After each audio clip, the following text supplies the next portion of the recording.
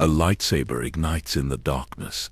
Its crimson blade casts long shadows across a face once noble, now hardened by secrets that would shake the galaxy to its core. A young boy stands alone at the edge of a frozen forest, abandoned by the father who feared what he might become. In his innocent eyes, there is no hint of the storm brewing within, no whisper of the 70 years of devotion that would crumble in a single devastating moment. An elder Jedi Master walks away from the temple forever, his elegant robes trailing behind him like the ghost of everything he once believed. The Council watches in silence, unable to comprehend what truth he has discovered that makes their ancient wisdom seem like nothing more than comfortable lies. And in the shadows of Coruscant, an old man orchestrates the greatest war the galaxy has ever known, pulling strings that will topple governments, destroy orders, and reshape the very fabric of civilization itself. Yet even he does not know that he too is merely a piece on someone else's board, expendable, forgotten, betrayed. This is the story of Count Dooku, Jedi Master, Sith Lord, idealist, tyrant, a man who sought truth and found only darkness, a warrior who fought corruption and became its greatest architect. But the question that haunts the Force itself remains unanswered. What knowledge could transform the most gifted student of Master Yoda into the ruthless apprentice of Darth Sidious? What truth was so terrible that it shattered 8 decades of faith and turned a guardian of peace into an agent of galactic destruction? Tonight we trace the complete arc of a life that spanned over 80 years, from the frozen forests of Sereno to the throne room above Coruscant, where betrayal would finally claim its price. Hey guys, before we begin this journey through one of Star Wars' most tragic and complex figures, I need to mention something.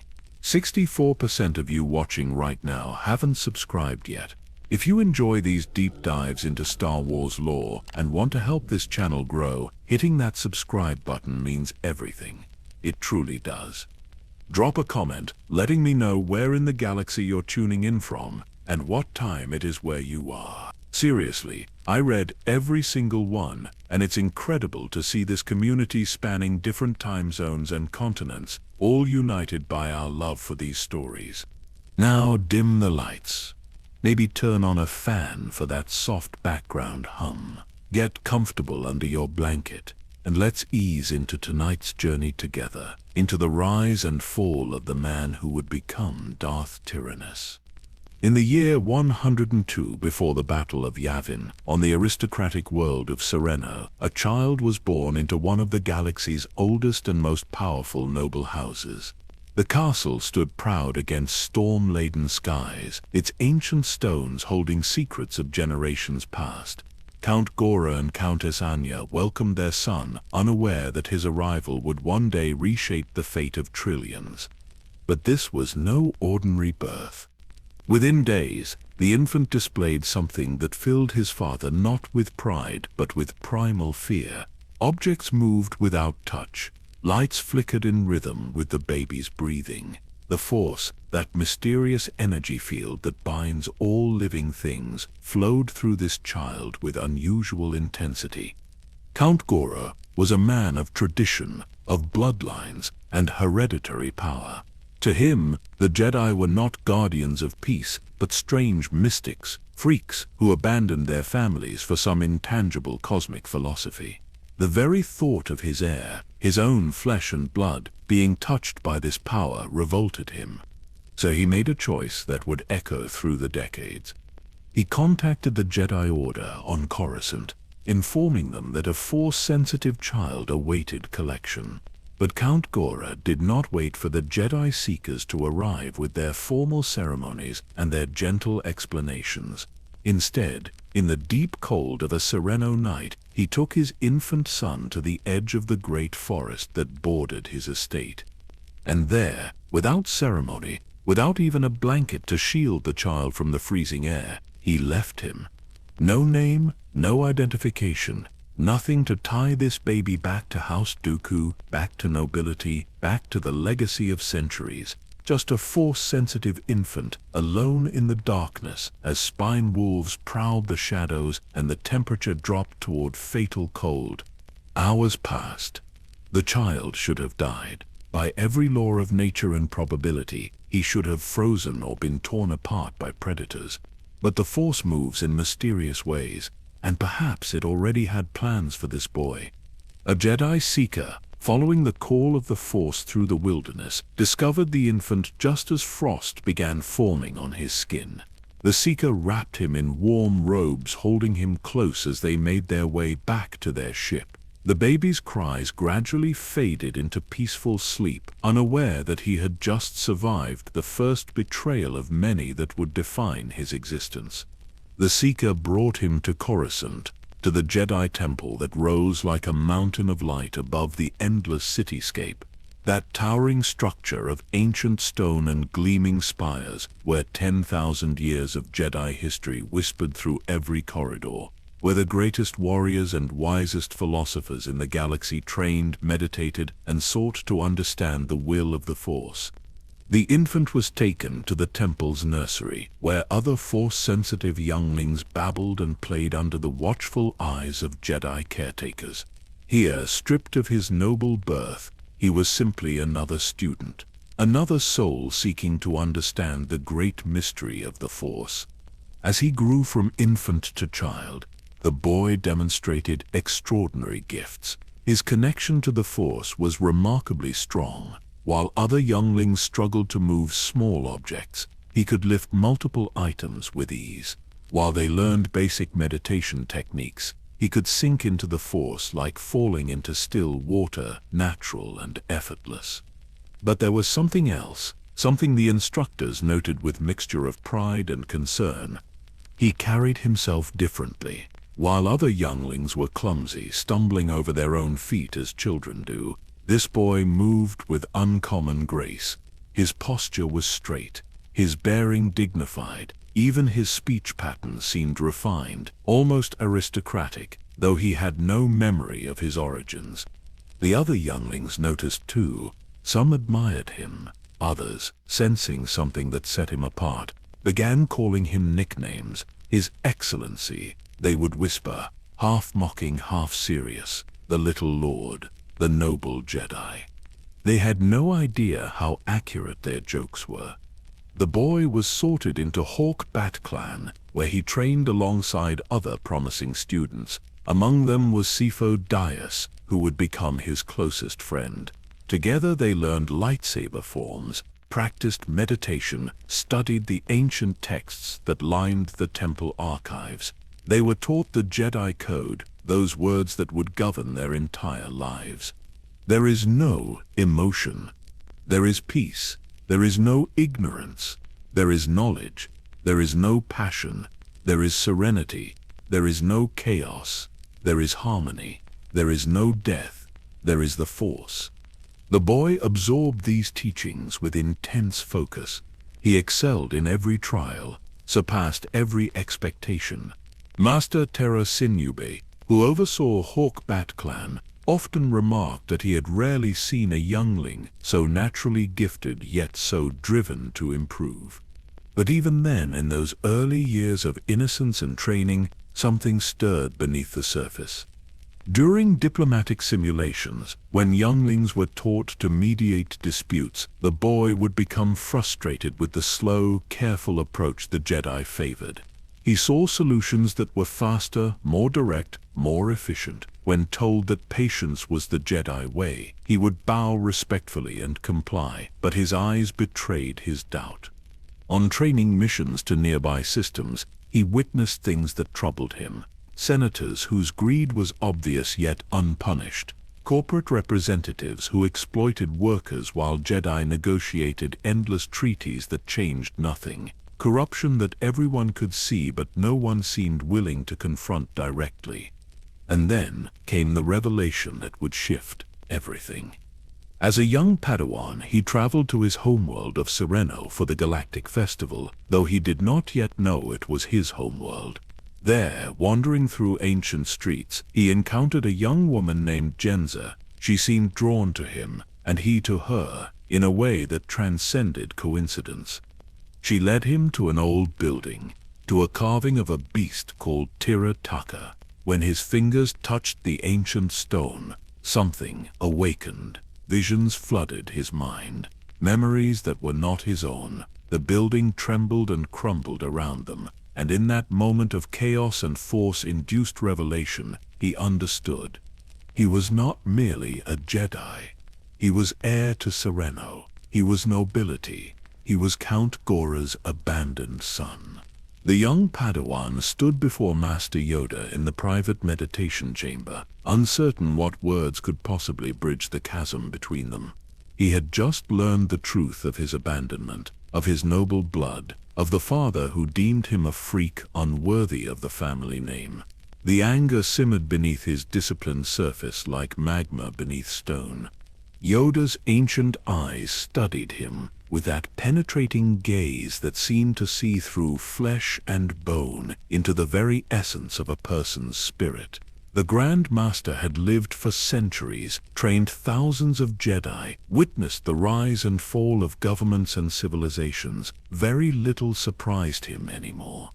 But this student, this boy with fire in his veins and pride in his posture, had always been different. When Yoda spoke, his voice carried the weight of galaxies. He confirmed what the visions had revealed. Count Gora had contacted the temple, yes, but rather than wait for proper protocols, he had abandoned his infant son in the frozen forest like refuse to be discarded. The Jedi Seeker had found him moments from death, frost already forming on his tiny limbs. The Padawan listened, and something fundamental shifted in how he viewed the world. His father had not simply given him to the Jedi out of respect for the Force. He had tried to let him die. The only reason he drew breath now was because a stranger cared more about his life than his own blood had. Yoda watched the emotions play across his apprentice's face. Fear, anger, confusion, hurt, all natural responses. All dangerous if allowed to fester. This was why the Jedi took children young, before attachments could form, before the wounds of the world could twist their connection to the Force into something dark and consuming. But this boy had been wounded before he could even form memories. That abandonment lived in him like a splinter embedded too deep to remove. The training that followed would span decades, and it would shape one of the most formidable Jedi the Order had ever produced. Yoda did not teach from the comfort of the temple alone. He took his Padawan to worlds few Jedi ever visited, to Dagobah, where the swamp teemed with life and death in equal measure, where the Force flowed so strongly it could overwhelm the unprepared. There, surrounded by twisted trees and murky water, the student learned to quiet his mind, to let go of his need for control, to simply exist within the current of the Force rather than trying to direct it. But letting go did not come naturally to him. On Elam, within the crystal caves where Jedi had constructed their lightsabers for millennia, master and student meditated in chambers of ice and stone. The cold reminded the Padawan of that night on Sereno, of being left alone in the darkness. Yoda taught him that memory could be transformed from wound into wisdom, but the student struggled to release the resentment that clung to his heart like frost that refused to melt. They traveled to worlds embroiled in conflict, where the Republic's influence was tested and often found wanting. On these diplomatic missions, the Padawan's natural charisma emerged. He could speak to senators and common people alike, finding words that resonated, that inspired, that moved negotiations forward when they had stalled for weeks.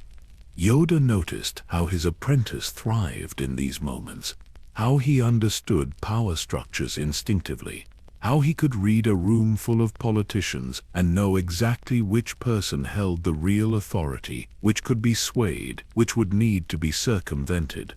These were not typical Jedi skills. These were the abilities of someone born to rule. But they were also the abilities of someone who could be tempted by ruling. In the training halls of the temple, the Padawan's preference for Form 2 lightsaber combat became evident. Makashi, the ancient dueling form, elegant and precise, while other students learned the more common forms designed for fighting multiple opponents or deflecting blaster fire. He gravitated toward the aristocratic style that treated lightsaber combat as an art form. Every movement economical, every strike purposeful. No wasted energy, no unnecessary flourish. His blade work resembled a dance, beautiful and lethal in equal measure. Yoda himself was a master of all forms, but he recognized that each Jedi must find their own path through the Force. If his student found clarity in the precise geometry of Makashi, so be it. The form itself was not dark. The intention behind its use would determine its morality. Yet even in training duels, Yoda sensed something that troubled him. His apprentice did not simply seek to defeat opponents, he sought to dominate them, to demonstrate superiority. There was pride in his technique, a need to prove himself exceptional. Pride, Yoda knew, was the crack through which darkness could seep. Their philosophical discussions often extended late into the night, two minds circling each other like binary stars locked in gravitational dance. The student would question why the Jedi served a republic that was so obviously corrupt, why they negotiated with senators whose greed was transparent, whose disregard for the suffering of others was absolute. Yoda would respond that the Jedi were not rulers, they were servants. Their role was to maintain peace, not to impose their vision of justice upon the galaxy. To do otherwise would be to become tyrants, no matter how noble the intentions. But to the Padawan, this seemed like cowardice dressed in philosophy. If you had the power to stop suffering, and chose not to, were you not complicit in that suffering? If you could remove a corrupt official, but instead negotiated around their corruption, accommodating it, enabling it, were you truly guardians of peace, or merely maintainers of an unjust status quo? Yoda saw his student's point. The argument had merit. The Republic was indeed sick with corruption. The Senate had become a marketplace where justice was bought and sold like any other commodity. Whole systems in the Outer Rim were ignored, left to fend for themselves against slavers and pirates, while core world senators grew fat on taxes and tributes. But the alternative, the Padawan's proposed solution of Jedi intervention, of using their power to reshape the Republic by force, that path led only to darkness. History was littered with those who seized power to do good and found that power itself transformed them into the very evil they sought to eliminate. The student listened. He understood the logic. He even agreed in principle. But agreement and acceptance are different things. As the years passed and the Padawan grew into a man, Yoda watched the internal struggle continue. His apprentice became a Jedi Knight, one of the youngest to achieve that rank. His skills were undeniable. His dedication to the Order appeared absolute, yet beneath the surface, the Grand Master sensed fault lines forming, cracks in the foundation that could one day split wide and swallow everything. On missions to the Outer Rim, the young knight witnessed atrocities that the Republic ignored. Slavery on Tatooine, where children were bought and sold as property while senators debated trade regulations. Corporate exploitation on mining worlds, where workers died by the thousands for profits measured in the billions. Entire populations suffering, while the core worlds consumed their resources and offered nothing in return. He brought these concerns back to the Council. He presented evidence, testimony, data that could not be disputed. And the Council acknowledged the problems, expressed concern, formed committees to study the issues further. Nothing changed. The Republic's machinery ground on. Indifferent to suffering, it could not see or chose to ignore. The Jedi, bound by their oaths to serve the Republic, found themselves serving a system that served only itself. And the young knight began to wonder if Yoda's wisdom was wisdom at all, or simply the comfortable philosophy of those too afraid to wield the power they possessed. This doubt, small at first, would grow like a seed planted in fertile soil. It would be watered by every injustice witnessed, by every failure of the council to act, by every moment where principle stood paralyzed while people suffered. The doubt would grow until it became something else entirely. Something dark, something hungry, something that whispered there was another way, a better way, if only he had the courage to embrace it. But that transformation still lay years ahead. For now he was simply a talented Jedi Knight with questions his master could not satisfactorily answer, walking a path that seemed increasingly to diverge from the one the Order had laid before him. Yoda watched him walk that path and felt a sadness that came from seeing the future without being able to change it.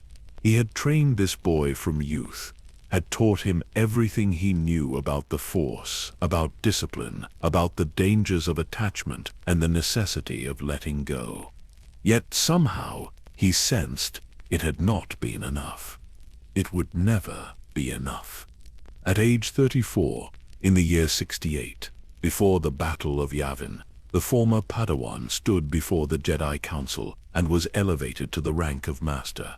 The ceremony was brief, as Jedi ceremonies tended to be, but the significance resonated through the Force like a bell struck in silence. He had proven himself exceptional in every measure. His diplomatic skills had resolved conflicts that had festered for decades. His understanding of the Force was profound, his lightsaber technique unmatched among his peers. The Council recognized in him not just skill, but the wisdom necessary to guide the next generation. They offered him something rare, a seat among them, a place on the Jedi High Council itself, to be invited to join that circle of 12, to help shape the future of the Order, was an honor most Jedi never received even after lifetimes of service. His response surprised them. He requested time to consider. Not a refusal, but not immediate acceptance either. The Council granted his request, though they found his hesitation curious. Most would have leapt at such an opportunity. But he had seen how the Council operated. He had watched them debate for hours while people died, had seen them defer to Senate authority. Even when that authority was corrupt to its core, the seat came with power. Yes, but also chains of protocol, of political consideration, of maintaining relationships with senators who cared only for their own advancement. He wondered if he could do more good outside that circle than within it. Eventually, he accepted the seat, though his tenure would be marked by friction. He spoke truths that others found uncomfortable. He questioned decisions that had always been made a certain way simply because tradition demanded it. He pushed for action when others counseled patience. The Council valued his perspective. Even when they rejected his proposals, they saw him as a necessary dissenting voice, someone who challenged their assumptions and kept them honest. What they did not see, or chose not to see, was how their constant rejection of his concerns was deepening his disillusionment with the entire system. But the true test of a Jedi Master comes not from council chambers, but from training Padawans. His first apprentice was Rael Averross, a talented student who absorbed his teachings and eventually achieved knighthood. The Master took pride in Averross's success, but their relationship had been more formal than personal, defined by duty rather than deep connection. Then came a 12-year-old boy named Qui-Gon Jinn. On the evening when the Council assigned the boy to him, the new Padawan presented himself in the Master's quarters. The child stood in the doorway, trying desperately to appear brave, to project confidence as Jedi were supposed to. But the Master could see through the facade as easily as seeing through clear water. The boy was terrified. After a long silence, the Master spoke gently, asking what frightened him. At first Qui-Gon denied his fear, as students do when they believe fear is weakness. But under patient questioning, the truth emerged. He was not afraid of his new master. He was afraid of himself. Afraid he would fail his trials. Afraid he was not worthy of being a Jedi. afraid his master would recognize his inadequacy and cast him aside. The master smiled, then, a rare genuine smile that softened his usually stern features. He told the boy that this self-awareness, this ability to look honestly at one's own fear, was not cowardice but wisdom.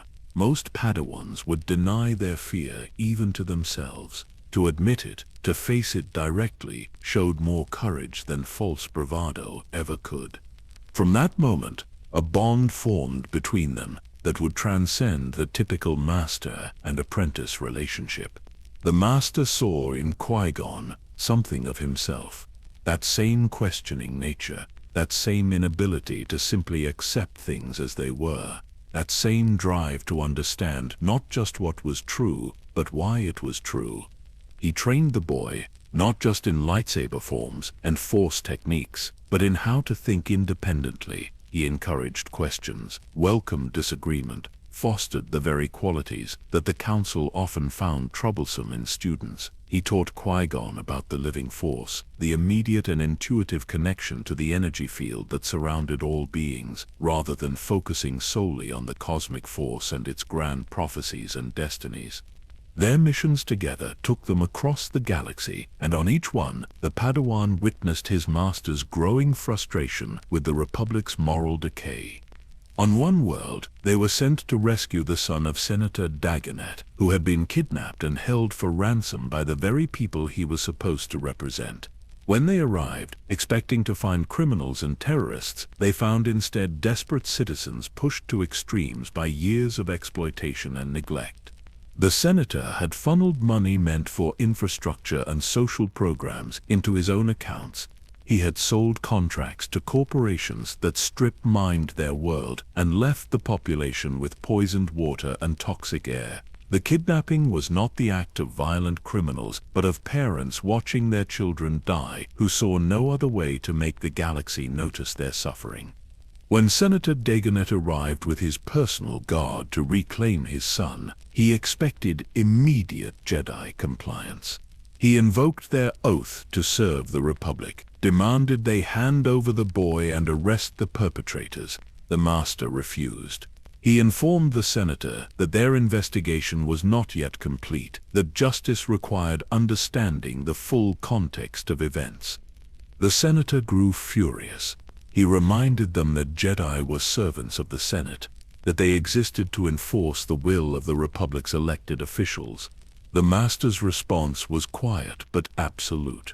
"No," he said, "we serve the people of this Republic, not the politicians who claim to represent them."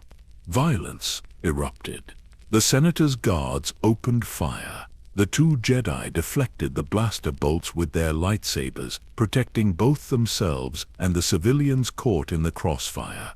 In the chaos, one of the senator's own guards, driven by years of witnessing his employer's corruption, turned his weapon on Dagonet himself. The Jedi could have prevented it. Their reflexes were fast enough, their force abilities strong enough to stop the guard before he pulled the trigger. They chose not to.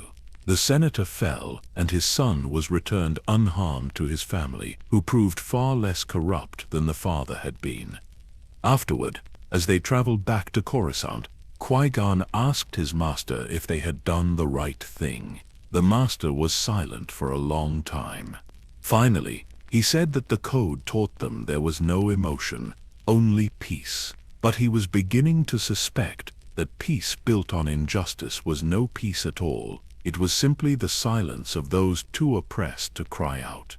This lesson, this willingness to question even the most fundamental Jedi principles, would shape Qui-Gon for the rest of his life. He would become known throughout the Order as a maverick, someone who followed the will of the Force rather than the dictates of the Council. He would defy orders when he believed those orders were wrong. He would find a boy on Tatooine and insist that boy was the chosen one, even when the Council rejected the claim. He would become everything his master had taught him to be: independent, questioning, willing to act on conviction rather than consensus. And his master watched this transformation with complex emotions: pride in what his Padawan was becoming, Fear that he had taught the boy too well, that he had passed on his own doubts like an infection that would consume them both. Between missions with Qui-Gon, the Master continued his own work for the Order. His reputation grew as perhaps the finest duelist the Jedi had produced in generations. Other Masters would request demonstrations of his Makashi technique, marveling at the precision and economy of movement. He made lightsaber combat look effortless, like calligraphy written in light and plasma. But increasingly, he found himself sent not to fight, but to negotiate. The Council recognized his diplomatic gifts and deployed him to the most sensitive conflicts. He mediated territorial disputes between rival systems. He brokered peace treaties that had eluded others for years. He spoke to kings and criminals with equal effectiveness, finding the words that opened closed minds and softened hardened hearts. Yet every negotiation showed him the same truth. The Republic was hollow at its core.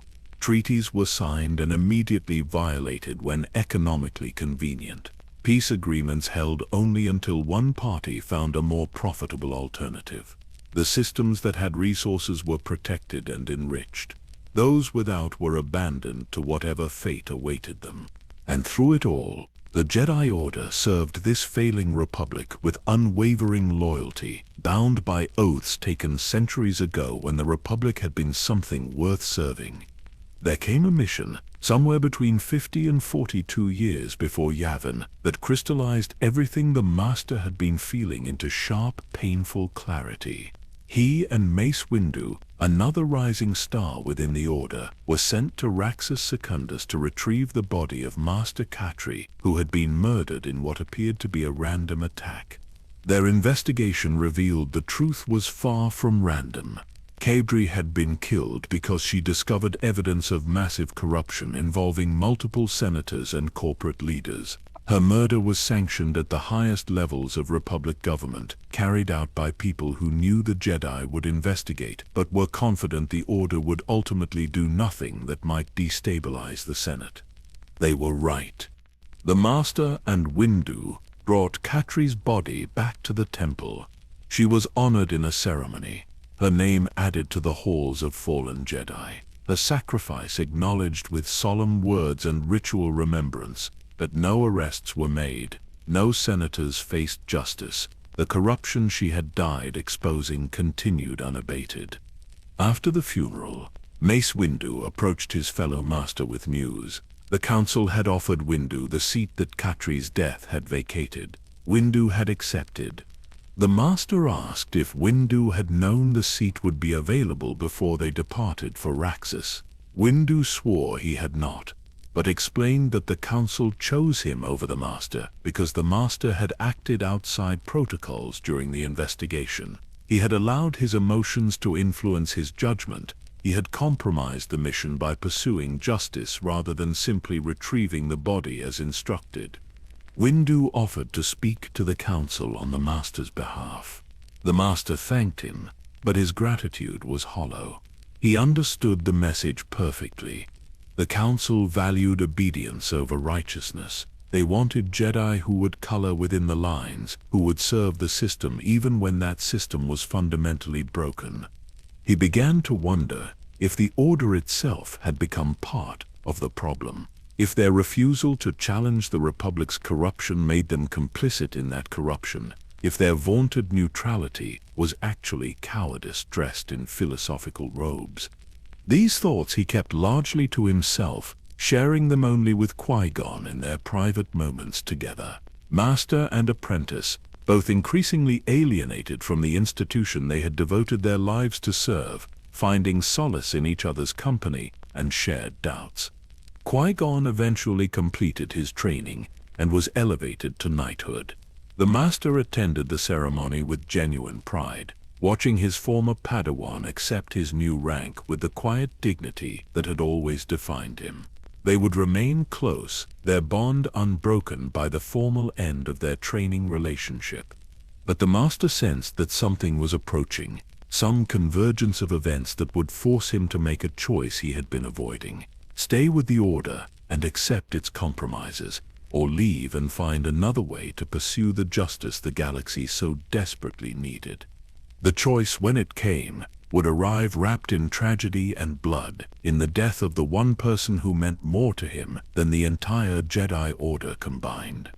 But that moment still lay ahead, drawing closer with each passing day, inevitable as gravity, inescapable as fate.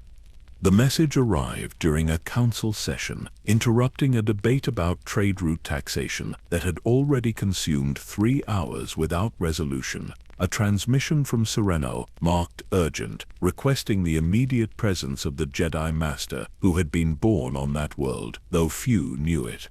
His sister Jenza's voice carried across the holocom with barely controlled desperation. Their brother Ramil, who had inherited the title of Count after their father's death, had become a tyrant. He squeezed the population with impossible taxes while enriching himself and his cronies. Ticent was met with imprisonment or worse. The people were starving while the nobility feasted. She was calling not for herself but for millions who had no voice, no hope, no champion. She was calling for her brother to come home.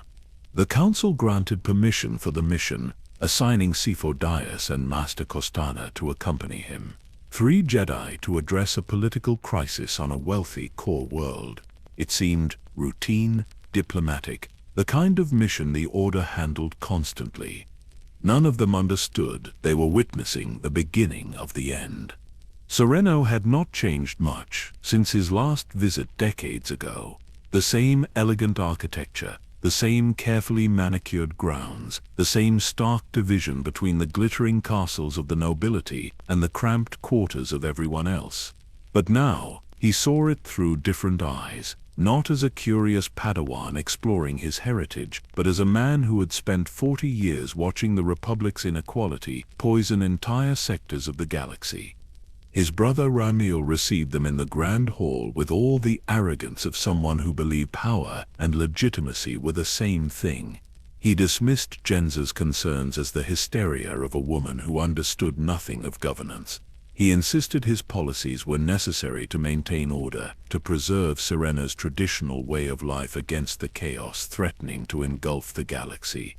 The Jedi Master listened to his brother's justifications and heard every corrupt senator he had ever negotiated with. The same empty rhetoric, the same self-serving logic, the same fundamental belief that those with power deserved it and those without should be grateful for whatever scraps fell from the table.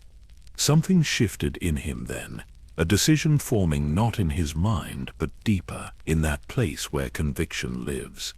He was done negotiating with tyrants, done pretending that words could heal wounds inflicted by systematic oppression, done believing that the proper channels would eventually lead to justice if one was just patient enough, diplomatic enough, willing enough to compromise.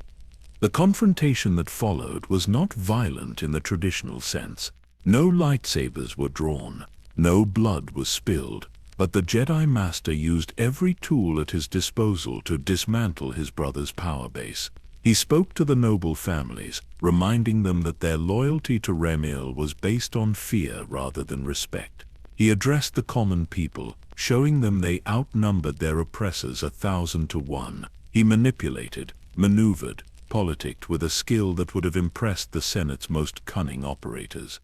Within 2 weeks, Ramil was overthrown. The transition was remarkably peaceful, a testament to how thoroughly the population had turned against him. The former Count fled into exile, his fortune seized, his name stripped from the family records, and the Jedi Master found himself standing in the castle where he had been born, where his father had abandoned him to die, now facing a choice that would define the rest of his existence. Jenza and the other noble families, along with representatives of the common people, asked him to stay, to accept the title of Count of Sereno, to use his wisdom and power not in service to a distant republic, but for the direct benefit of the world that was his birthright. He could return to Coruscant and report the mission's success, resume his seat on the council, continue the work he had done for 4 decades. Or he could remain here, where he could actually change lives. where his actions would have immediate and tangible results, where he would not have to filter every decision through layers of bureaucracy and political consideration. For the first time in his adult life, he allowed himself to consider a future outside the Jedi Order. The realization was not sudden but gradual, like dawn creeping across a landscape. The Jedi had given him everything. They had rescued him from certain death, trained him, trusted him. They had been his family when he had no other. The Order was woven into his identity so completely that imagining life without it felt like imagining life without breathing. But that was the problem. He had never chosen the Jedi. That choice had been made for him when he was too young to understand what it meant. He had been grateful, yes, devoted, absolutely, but gratitude and devotion born from dependence are different from those born from free will. Here, on Sereno, he could make a choice that was entirely his own.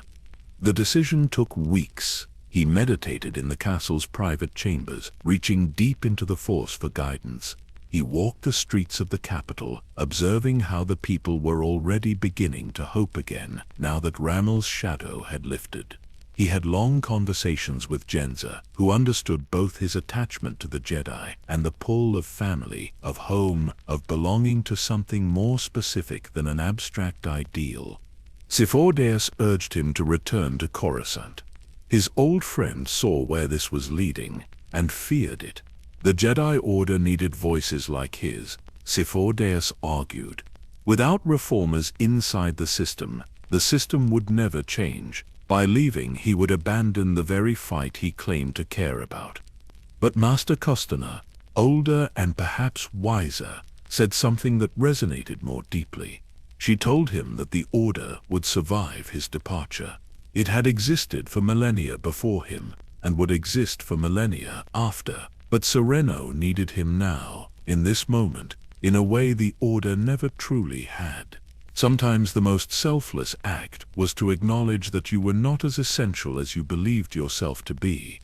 He made his decision in the quiet of early morning, watching twin suns rise over mountains he had never seen as a child, but which were nonetheless part of his blood, his history, his truth. He would leave the Jedi Order. The announcement sent shockwaves through both Sereno and Coruscant. A sitting member of the Jedi High Council, one of the most respected masters in generations, voluntarily resigning to reclaim a noble title. It was unprecedented in recent memory. The Order had seen Jedi leave before, but rarely ones of such prominence, and never for reasons so apparently mundane as family obligation and political power. His return to the temple to formally resign was bittersweet. He walked those familiar corridors, knowing it would be his last time as a member of the Order. The younglings who passed him in the halls had no idea they were looking at someone who was already becoming history, already transitioning from present to past tense in the temple's endless story. The council received him with a mixture of disappointment and respect. Mace Windu argued most strongly for him to reconsider, listing all the reasons why the Order needed him. Others were more understanding, acknowledging that the Jedi path was not for everyone, that there was no shame in recognizing when one's calling lay elsewhere. Yoda said very little during the meeting. The ancient master simply watched his former Padawan with eyes that seemed to see through time itself. When the others had finished speaking, Yoda asked for a private moment. Master and former apprentice walked together through the temple gardens where they had walked so many times before during training sessions that now felt like they belonged to someone else's life. Yoda did not try to convince him to stay. Instead, he asked a simple question. Had he found peace with this decision, or was he running from something he had not yet named?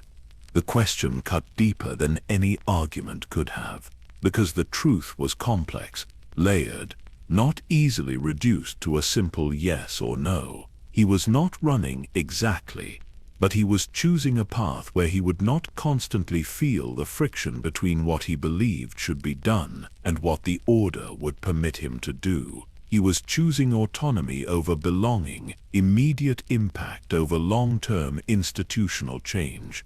Was that peace or simply the absence of conflict? He did not know. Yoda told him that the Jedi Order would always consider him family. He would be remembered not as someone who betrayed them, but as one of the lost 20, those rare individuals who loved the Order enough to leave it, rather than remain and become bitter. The temple would be open to him. He would still be addressed as master by those who respected what he had been, what he had contributed during his decades of service. This grace, this refusal to condemn or ostracize, made leaving both easier and infinitely harder. He removed his Jedi robes for the last time, folding them with the same care he had always shown for the Order's traditions. He kept his lightsaber, as was permitted for those who left in good standing. The weapon felt heavier now, weighted with memory and significance it had not carried before. Walking out of the temple, down those wide steps where he had ascended as a child, he felt the Force around him differently. Not absent, never absent, but no longer filtered through the collective consciousness of 10,000 Jedi, all connected in meditation and purpose. He was alone in the Force in a way he had not been since infancy. The feeling was terrifying and exhilarating in equal measure. He returned to Sereno and accepted the title of Count. The ceremony was attended by nobility from across the sector, all curious to see this Jedi who had chosen land and title over cosmic enlightenment. He wore the formal robes of his station, elegant and expensive, so different from the simple browns and tans of Jedi dress. Looking at himself in the mirror afterward, he barely recognized the man staring back. But perhaps that was the point. Perhaps he had never truly known himself while wearing the Jedi's uniform, following the Jedi's rules, sublimating his own identity into the collective identity of the Order. Now he would discover who he actually was when all those external definitions were stripped away. He threw himself into governance with the same intensity he had brought to Jedi training. He studied Sereno's economic systems, its legal codes, its relationships with neighboring worlds. He used his personal fortune, accumulated over decades of Jedi missions where he had never spent a single credit on himself, to fund infrastructure projects and social programs. He met with representatives from every level of society, listening to their concerns, their needs, their dreams for what Sereno could become. And slowly, carefully, he began to change things, not through force powers or lightsaber diplomacy, but through the patient, unglamorous work of reform, better schools, fairer taxes, investment in communities that had been neglected for generations. It was not flashy. It would not be remembered in songs or stories, but it was real, tangible, effective. For the first time in his adult life, he felt like he was actually making a difference. The Jedi Council watched from a distance, concerned but respectful of his choice. They sent occasional messages, invitations to mediate disputes where his unique perspective might prove valuable. He accepted some of these requests, traveling off-world to lend his expertise while making clear he did so as Count of Sereno, not as a Jedi. These missions brought him into contact with the broader galactic political scene in a new way. As a Jedi, he had been outside the game, a neutral arbiter. As a Count, he was a player with interests and allegiances. He found he was remarkably good at it. The skills that had made him an exceptional diplomat served him even better now that he could pursue his own agenda rather than merely facilitating others' negotiations. He began to network with other planetary leaders who shared his concerns about the Republic's direction, not revolutionaries or separatists. Not yet, but reformers who believed the system could be saved if enough good people were willing to fight for change from within the halls of power rather than from the philosophical sidelines. One such leader was particularly charismatic, particularly compelling in his arguments about what the Republic could become if only it had the will to transform itself. Senator Palpatine of Naboo spoke with eloquence about the rot at the heart of the Senate, about the need for strong leadership to cut through the bureaucracy and restore the Republic to its founding ideals. The Count found himself agreeing with much of what Palpatine said. Here was someone who saw the same problems he saw, who felt the same frustration he felt, who wanted to take action rather than simply managing decline. They began meeting regularly, sometimes publicly at Senate functions, more often privately in quarters where they could speak freely without political performance. Palpatine seemed genuinely interested in the Count's perspective, in his unique experience of having served both as a Jedi and as a secular leader. He asked thoughtful questions about the Force, about the Jedi's role in the Republic, about whether an organization so committed to avoiding attachment could truly understand the needs of people who loved their families, their homes, their cultures, more than abstract ideals. These conversations felt validating in a way the Count had not experienced since leaving the Order. Here was someone who understood his journey, who respected his decision, who saw his departure from the Jedi not as failure but as growth. He did not know that Palpatine saw something else entirely. Not a friend or ally but a tool, a weapon being carefully forged through manipulation so subtle it felt like friendship, so patient it seemed like genuine concern. The trap was being set.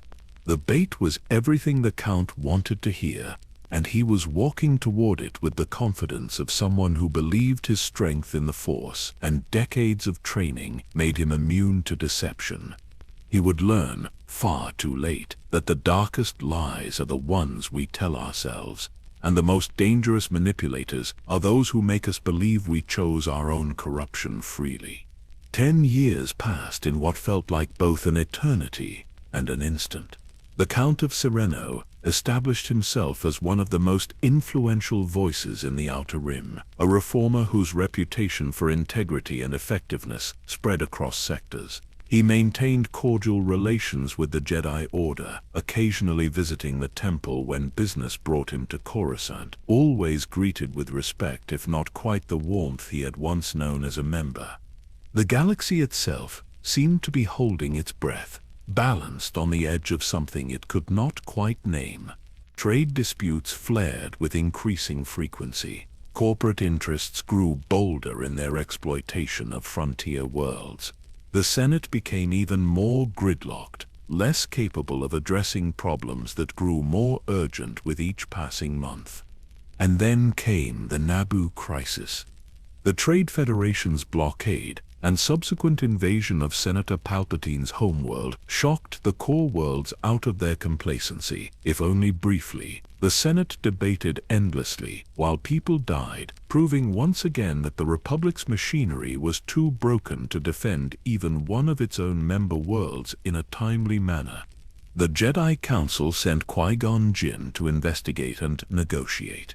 The Count learned this through his political networks before any official announcement. His former Padawan, now a respected if unconventional Jedi Master in his own right, being sent into what was clearly a dangerous situation with only a young Padawan learner for backup. The decision troubled him. Qui-Gon was capable, certainly, one of the finest Jedi of his generation. But sending a two-person team to confront an entire corporate military force seemed either arrogant or negligent, possibly both. It suggested the Council did not truly understand the stakes of what was happening on Naboo. Or perhaps they understood perfectly and simply did not care enough to commit resources that might be needed elsewhere. The Count was on Coruscant when news reached him that Qui-Gon had returned to the temple with an astounding claim. The Sith had returned. Qui-Gon and his Padawan had been attacked on Tatooine by a warrior wielding a red lightsaber, a practitioner of the dark side, unlike anything the modern Jedi had encountered. Moreover, Qui-Gon insisted he had found the Chosen One, a boy who would bring balance to the Force. The Council's response was predictable. They acknowledged the attacker's existence, but stopped short of confirming the Sith's return. Too many centuries had passed since the Sith were supposedly destroyed. It seemed more likely this was some dark side cultist, dangerous certainly, but not evidence of an organized opposition. As for the boy, the Council would test him, but they were skeptical of prophecies and chosen ones.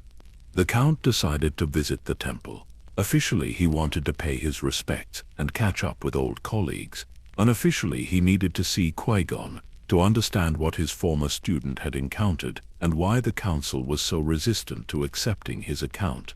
He found Qui-Gon in the archives, that vast repository of Jedi knowledge where Jocasta Nu presided over millennia of accumulated wisdom.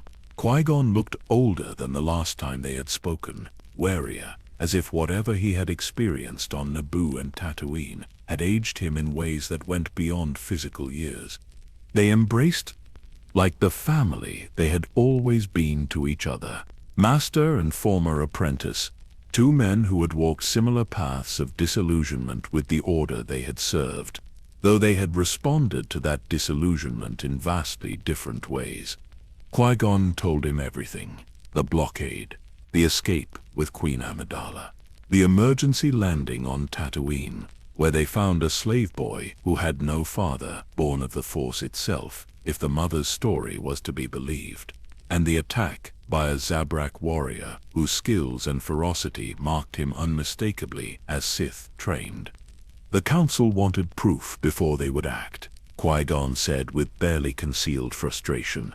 They wanted certainty in a situation where certainty was impossible. They would rather deny the threat's existence than acknowledge they had been blind to it, growing in the shadows for who knew how long. The Count understood that frustration intimately. It was the same frustration that had driven him to leave. The Council's need for consensus meant they moved at the speed of the slowest to accept any new information. In a galaxy where crises erupted suddenly and required immediate response, this institutional caution was not wisdom but paralysis dressed in philosophical robes. Jocasta Nu interrupted their conversation to inform them that Qui-Gon was needed in the council chambers. He nodded, but before leaving, he placed a hand on his former master's shoulder and said something that would haunt the Count for the rest of his days. "You were right to leave," Qui-Gon said quietly. "I have spent years thinking you were wrong, that we needed people like you to reform the order from within. But I see now that some systems cannot be reformed. They can only be replaced." The words hung in the air between them like smoke. Then Qui-Gon was gone, striding toward the council chambers where his warnings would be noted and largely ignored, where the boy he believed was the chosen one would be rejected as too old and too afraid for training. The Count remained in the archives, unsettled in ways he could not fully articulate. Qui-Gon's words had voiced something he had been thinking but not saying, even to himself, that perhaps the Republic and the Jedi Order were both too broken to save. That reform was a comforting delusion, a way to avoid accepting that the entire structure needed to be torn down and rebuilt from foundations that were not riddled with corruption and compromise. He pushed these thoughts aside and focused on the immediate concern. If the Sith truly had returned, the implications were staggering. The Jedi's ancient enemy, thought extinct for a millennium, somehow surviving in secret, growing strong enough to challenge Jedi directly. What else had they been doing in all those centuries of hiding? What plans had they laid? What pieces had they positioned? The Count's meditation was interrupted by a summons from Palpatine. His political ally needed to discuss the upcoming vote of no confidence in Chancellor Valorum, a maneuver that could reshape the Senate's power structure. The Count agreed to meet him, though part of him wanted to remain at the temple to be available if Qui-Gon needed counsel or support. That choice, to prioritize politics over presence, was one he would regret for the rest of his life. The meeting with Palpatine was brief, but consequential. The senator was confident the vote would succeed, that he himself might be elevated to the chancellorship in Valorum's place. He spoke of the opportunities this would create, the reforms that could finally be enacted, the chance to restore the Republic to something worthy of its founding ideals. The Count found himself energized by Palpatine's vision. Here was someone who combined political skill with genuine commitment to change. If Palpatine became Chancellor, perhaps there was hope after all. Perhaps the system could be reformed from the very top, bypassing the bureaucracy that strangled every attempt at meaningful progress. They discussed strategy late into the night, exploring how Palpatine could consolidate support, which senators needed to be courted, which could be marginalized. It was the kind of political chess game the Count had come to enjoy, using his understanding of power dynamics to shape outcomes that might actually improve people's lives. He returned to his Coruscant apartments well past midnight, satisfied with the evening's work, already planning his next steps in building a coalition of reform-minded leaders who could support Palpatine's likely chancellorship. The message was waiting when he arrived. Emergency beacon from the Jedi Temple. He accessed it immediately, and the world stopped. Qui-Gon Jinn had been killed on Naboo, cut down by the same Sith warrior who had attacked him on Tatooine. The threat Qui-Gon had warned about, the danger the Council had been slow to fully acknowledge, had taken from the galaxy one of its finest defenders. The Count stood frozen, the message playing over and over as if repetition might somehow change its content. Qui-Gon, dead. His former Padawan, the closest thing he had to family, the one person who truly understood the path he had walked and the choices he had made. Gone. He should have been there. Should have stayed at the temple instead of attending political meetings.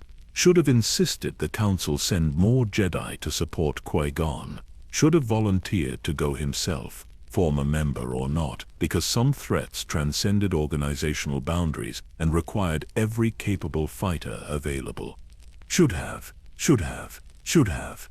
The funeral was held the next day with the speed that battlefield deaths required. The Count attended in his formal robes as Count of Sereno, standing among dignitaries rather than Jedi, separated by protocol from the order he had once belonged to. He watched Qui-Gon's body burn on the pyre, watched the smoke rise into Naboo's evening sky, and felt something inside himself burn as well. Qui-Gon's Padawan, Obi-Wan Kenobi, stood at attention with the rigid control of someone holding grief at bay through sheer force of will. The boy had killed the Sith warrior, avenging his master, but the victory seemed hollow comfort against the magnitude of loss. The Count recognized in Obi-Wan's eyes the same expression he had seen in mirrors, the look of someone whose faith in the natural order of things had been shattered and was struggling to reassemble the pieces into a new understanding of how the universe worked. Near Obi-Wan stood a small boy, no more than 9 years old, watching the funeral with the intensity of someone trying to memorize every detail. The slave from Tatooine. The one Qui-Gon had believed was the chosen one. The child looked lost among all these Jedi and dignitaries, clearly uncertain what was expected of him, clearly overwhelmed by events too large and too tragic for anyone so young to fully process.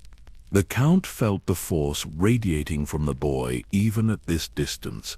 Qui-Gon had not been wrong about his power. Whatever else he might or might not be, this child was extraordinarily strong in the Force, perhaps stronger than anyone the Count had encountered in decades. He also sensed fear in the boy, deep primal fear of losing everyone he loved, of being abandoned again, of being found inadequate and cast aside. The Count recognized that fear too. He had carried it himself since the night his father left him in the forest to die. The funeral concluded. The dignitaries dispersed.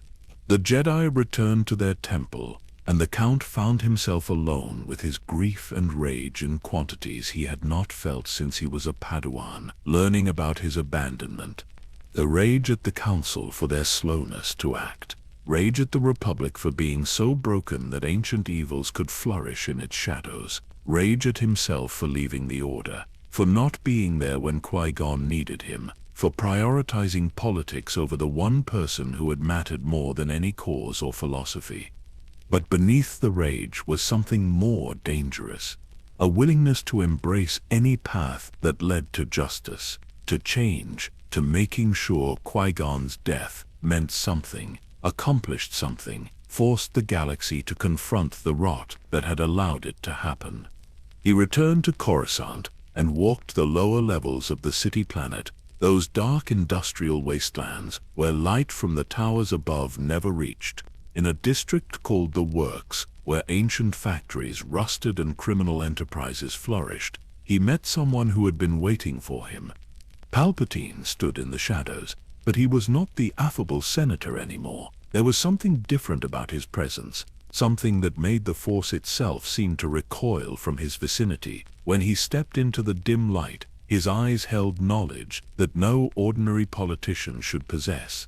He spoke of things the Count had been thinking but not saying, that the Republic was beyond saving through conventional means, that the Jedi had become complicit in the decay by refusing to wield their power decisively, that sometimes destruction must precede creation, that the old order must be swept away before something better could take its place. And then Palpatine revealed what he truly was, not just a senator, not just a politician, but Darth Sidious, Dark Lord of the Sith, master of the warrior who had killed Qui-Gon Jinn. The Count should have ignited his lightsaber, should have attacked, arrested, done something to stop this revelation from unfolding further. But he was paralyzed by the implications, by the sudden understanding that the corruption he had been fighting against was not merely human greed, but a deliberate plot orchestrated over decades by an intelligence that played a game so subtle most people did not realize they were pieces on the board. Sidious offered him knowledge, power, the chance to actually change the galaxy rather than simply manage its decline. He validated every criticism the Count had ever made of the Jedi and Republic, then went further, showing how those flaws were not accidents, but carefully cultivated weaknesses that the Sith had exploited for generations. The Count found himself listening, found himself considering, found himself thinking that perhaps this was the truth Qui-Gon had died trying to reveal, that the enemy was not outside the system, but woven into its very fabric, and the only way to defeat it was to understand it fully, including its darkest aspects. They were not alone for long. Jedi Master Yaddle had followed the Count into the Works, concerned by his dark mood after the funeral, sensing through the Force that he was walking toward a precipice. She arrived to find him in conversation with someone whose presence in the Force marked him unmistakably as Sith. What happened next occurred so quickly that reflection could not prevent it. Yaddle moved to apprehend Sidious. The Sith Lord responded with Force lightning that should have killed her instantly. The Count found himself moving not to help Yaddle, but to block her escape, his lightsaber igniting blue and pure, but his actions anything but. Yaddle was one of the Council's wisest members, a master of patience and compassion, someone the Count had always respected even when he disagreed with Council decisions. Now he was helping to trap her, helping to ensure she could not escape to warn the Order about Sidious. She fought with the desperation of someone who understood exactly what was at stake. If she fell here, if she failed to return to the temple, the Sith would continue operating in secret, corrupting from within, positioning pieces for whatever endgame they had planned. The Jedi would remain blind until it was too late. But she was one against two, and one of those two was among the finest duelists the Order had ever produced. The Count's Makashi technique, elegant and precise, found openings in her defense. Sidious' dark side powers drained her strength. Within minutes, she fell. The Count stood over her body, lightsaber still humming, and looked down at what he had become, a killer of Jedi, an accomplice to Sith. Everything he had been trained to oppose, everything he had spent 40 years of his life defending against. Those Yaddle's last words were not a curse or a plea, but a question, asked with genuine confusion and sorrow. Why? He had no answer, or rather, he had too many answers, each one true and insufficient, because the Order was broken, because the Republic was corrupt, because Qui-Gon was dead, and someone needed to pay and change and fix what was broken, because he was tired of being powerless, tired of watching injustice flourish while he negotiated and compromised and achieved nothing lasting. because somewhere along the way, his idealism had curdled into something bitter and self-righteous. His commitment to justice had transformed into a hunger for power disguised as noble purpose. Sidious placed a hand on his shoulder and spoke with satisfaction. The Count had passed the final test. He had shown he was willing to sacrifice everything, even his identity as a Jedi, to pursue the greater vision they shared. He was ready to become something new, something powerful, something that would reshape the galaxy, whether the galaxy wanted reshaping or not. He was ready to become Darth Tyrannus. The ritual that followed in that dark place in the works was both ancient and intimate. Sidious spoke words in a language the Count did not recognize, but somehow understood, words that resonated in the Force with power that felt simultaneously exhilarating and nauseating. He knelt before his new master and accepted a name that severed his connection to everything he had been. No longer a Jedi, no longer merely the Count of Sereno. Now a Sith Lord, committed to a conspiracy that would consume the galaxy in fire so that something new could rise from the ashes. He constructed a new lightsaber to mark his transformation. The weapon featured a curved hilt, elegant and distinctive, designed specifically for the Makashi form he had perfected over decades. But the blade that ignited from it was not the blue of Jedi defenders or even the green of Jedi consulars. It burned red, the color of Sith rage and Sith power, the color of the dark side made visible. Holding that weapon, feeling its weight and balance so similar, yet fundamentally different from the blade he had carried as a Jedi, the Count understood there was no path back. He had crossed a line that could not be uncrossed. Whatever else happened, whatever his ultimate fate, he would always be Darth Tyrannus now. The man who had been one of the Order's finest had become one of its greatest threats, and he told himself, in the depths of that transformed soul, that this was necessary, that sometimes you had to become a monster to fight monsters, that the ends would justify the means. He would spend the next decade proving that rationalization wrong, that noble goals pursued through evil methods produce only evil results, that you cannot heal the galaxy by bleeding it dry. But on that night in the works, standing over Yaddle's body with a red lightsaber humming in his hand, he believed he had finally found the truth, the terrible liberating truth that power was the only real currency, and those too moral to seize it were simply allowing less moral actors to shape the future. The Force itself seemed to scream in protest at what he had become. But he interpreted that scream as validation, as proof that he was finally strong enough to make the difficult choices, to do what needed doing regardless of cost or consequence. He was wrong, catastrophically, tragically wrong. But he would not understand that until it was far, far too late to matter. The secret began 10 years earlier with a mission that no one quite understood, and fewer still would survive to question. Jedi Master Sifo Dyas, the Count's old friend from their days as younglings in Hawkbat clan, had approached the Kaminoans with an extraordinary commission. He wanted them to create a clone army for the Republic, hundreds of thousands of soldiers grown in laboratories, trained from artificial birth to be the perfect fighting force, ready to deploy the moment the Republic needed them. The Kaminoans asked no questions about authority or authorization. They were genetic engineers, artists of biology, creators of life tailored to specific purposes. The ethics of cloning sentient beings for warfare did not concern them. Only the technical challenge mattered, and the substantial payment that accompanied it. Sifo Dyas had been troubled by visions of coming war for years. He brought these concerns to the Council repeatedly, warning that the Republic would face a military crisis it was unprepared for, that the Jedi would be called upon to lead armies they did not have, that thousands would die, because the Senate was too complacent to prepare for threats everyone could sense approaching. The Council dismissed his warnings as anxiety rather than prophecy. They removed him from his council seat for being too alarmist. too willing to advocate for militarization that went against everything the Jedi represented. They urged him to trust in the Force, to have faith that the future was not as dark as his visions suggested. They were wrong, of course. Sifo-Dyas saw clearly what they refused to acknowledge.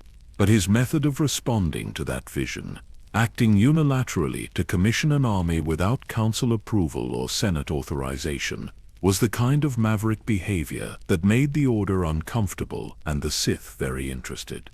When Darth Tyrannus learned of the clone army's existence, still in its early stages of development, he recognized an opportunity of almost unimaginable scope. Here was a ready-made military force that could be positioned as the Republic's salvation while actually serving the Sith's purposes.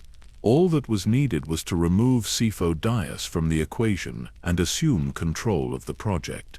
The Count told himself he did not want to kill his old friend. They had been younglings together, had trained side by side, had shared dreams of what they might accomplish as Jedi. But Sifo-Dyas knew too much about the clone army's origins, asked too many questions about where the funding came from, sensed that something about the project had been compromised, even if he could not identify what exactly. He was a liability that could not be allowed to continue. Tyrannus arranged for Sifo-Dyas to travel to Oberdea on a diplomatic mission. The route took him through territory controlled by the Pike Syndicate, one of the galaxy's most powerful criminal organizations. It would have been a routine flight if Tyrannus had not contacted the Pikes beforehand with a very specific offer. The amount he paid them to shoot down Sifo-Dyas' ship was large enough to fund their operations for years. They asked no questions about why someone wanted a Jedi Master dead. They simply ambushed the ship in transit, fired until it exploded, and considered the contract fulfilled. Except they kept Sifo-Dyas' associate, Silman, alive as insurance, a captive who knew about the circumstances of the attack, held in secret facilities where he could be leveraged if needed. The Pikes understood that information was often more valuable than corpses, that you never knew when you might need proof of what you had done or leverage against those who had hired you. This decision would prove significant years later, when Obi-Wan Kenobi and Anakin Skywalker investigated the clone army's origins. But at the time, Tyrannus considered the problem solved. Sifo-Dyas was dead. The clone project could proceed without his inconvenient idealism or dangerous questions. Taking over the commission required delicacy. The Kaminoans needed to believe nothing had fundamentally changed, that the same legitimate authority backing the project before continued to back it now. Tyrannus presented himself as a representative continuing Sifo-Dyas' work, using the name Tyrannus rather than revealing his identity as either the Count or a Sith Lord. The Kaminoans accepted this seamlessly. To them, one customer was much like another provided the credits kept flowing and the genetic specifications remained clear. They did not ask why the representative had changed or what had happened to the original Jedi who commissioned the army. They simply continued their work. Tyrannus funded the continued development using his fortune from Sereno. The wealth accumulated by House Dooku over generations now financed the creation of an army that would bring the Republic to its knees. There was poetic irony in that, though he doubted anyone would appreciate it when the truth finally emerged. But funding was only the beginning. The real genius of the plot lay in the army's programming. The Kaminoans were masters of genetic manipulation, capable of creating beings with specific traits, specific capabilities, specific limitations. They could grow soldiers who were bigger, stronger, faster than normal humans, who were genetically predisposed to follow orders without question, to see their role as warriors as the natural and only purpose of their existence. Into this malleable genetic foundation, Tyrannus inserted something the Kaminoans understood as simply another behavioral inhibitor. Order 66 was coded into every clone's neural programming, buried deep in their subconscious, waiting dormant until activated. When that activation came, every clone trooper would interpret the order identically. The Jedi were traitors to the Republic. They were enemies who must be eliminated immediately, without hesitation, without mercy. Clone commanders would turn on the Jedi generals they had fought beside, would shoot them in the back while they led charges or meditated between battles. The Jedi Order would be destroyed, not by Sith openly wielding red lightsabers, but by their own troops, by the very army they would come to trust and depend upon. The programming was elegant in its simplicity. No complicated psychological manipulation required, no slow corruption of loyalty, just a switch waiting to be flipped, turning millions of loyal soldiers into an execution force in the span of a single transmitted command. The Kaminoans never questioned this programming. They built many such inhibitors into the clones, safeguards to ensure the army remained controllable. That individual clones could not easily defect or rebel against their purpose. One more behavioral override seemed entirely consistent with the project's goals. Tyrannus also needed to ensure the army's existence remained hidden from the Jedi until the perfect moment. The Order's archives contained information about every known world, every star system where Jedi had traveled or might need to travel. If the archives listed Kamino, eventually some curious Jedi might visit and discover the clone army being grown in secret. This problem was easily solved. Tyrannus still had access to the Jedi Temple as one of the Lost 20, still welcomed as a former master, whose counsel remained valued even if he no longer wore the robes. He visited the archives during one such trip, found the records of Kamino in the galactic database and deleted them. The action took seconds. The Force signature was so subtle that even Jocasta Nu, meditating in her office, sensed nothing amiss. One moment Kamino existed in the archives. The next it was as if the planet had never been charted, never been visited, never existed at all in Jedi awareness. Years later, when Obi-Wan tracked rumors of a clone army to coordinates that the archives claimed were empty space, he would trust his evidence over the archives' absence. But by then, everything would be unfolding exactly as Sidious and Tyrannus had planned. The final piece was the template. The clones needed a genetic source, someone whose physical capabilities and psychological profile would produce effective soldiers. The Kaminoans suggested several possibilities, but Tyrannus had someone specific in mind. Jango Fett was a Mandalorian bounty hunter, whose reputation preceded him across the Outer Rim. He had been born on Concord Dawn, trained in Mandalorian combat traditions from childhood, and survived conflicts that killed thousands of his people. He was fast, skilled, ruthless when necessary, but not sadistic professional in a way that made him predictable and therefore controllable. Most importantly, he was not affiliated with any government or organization.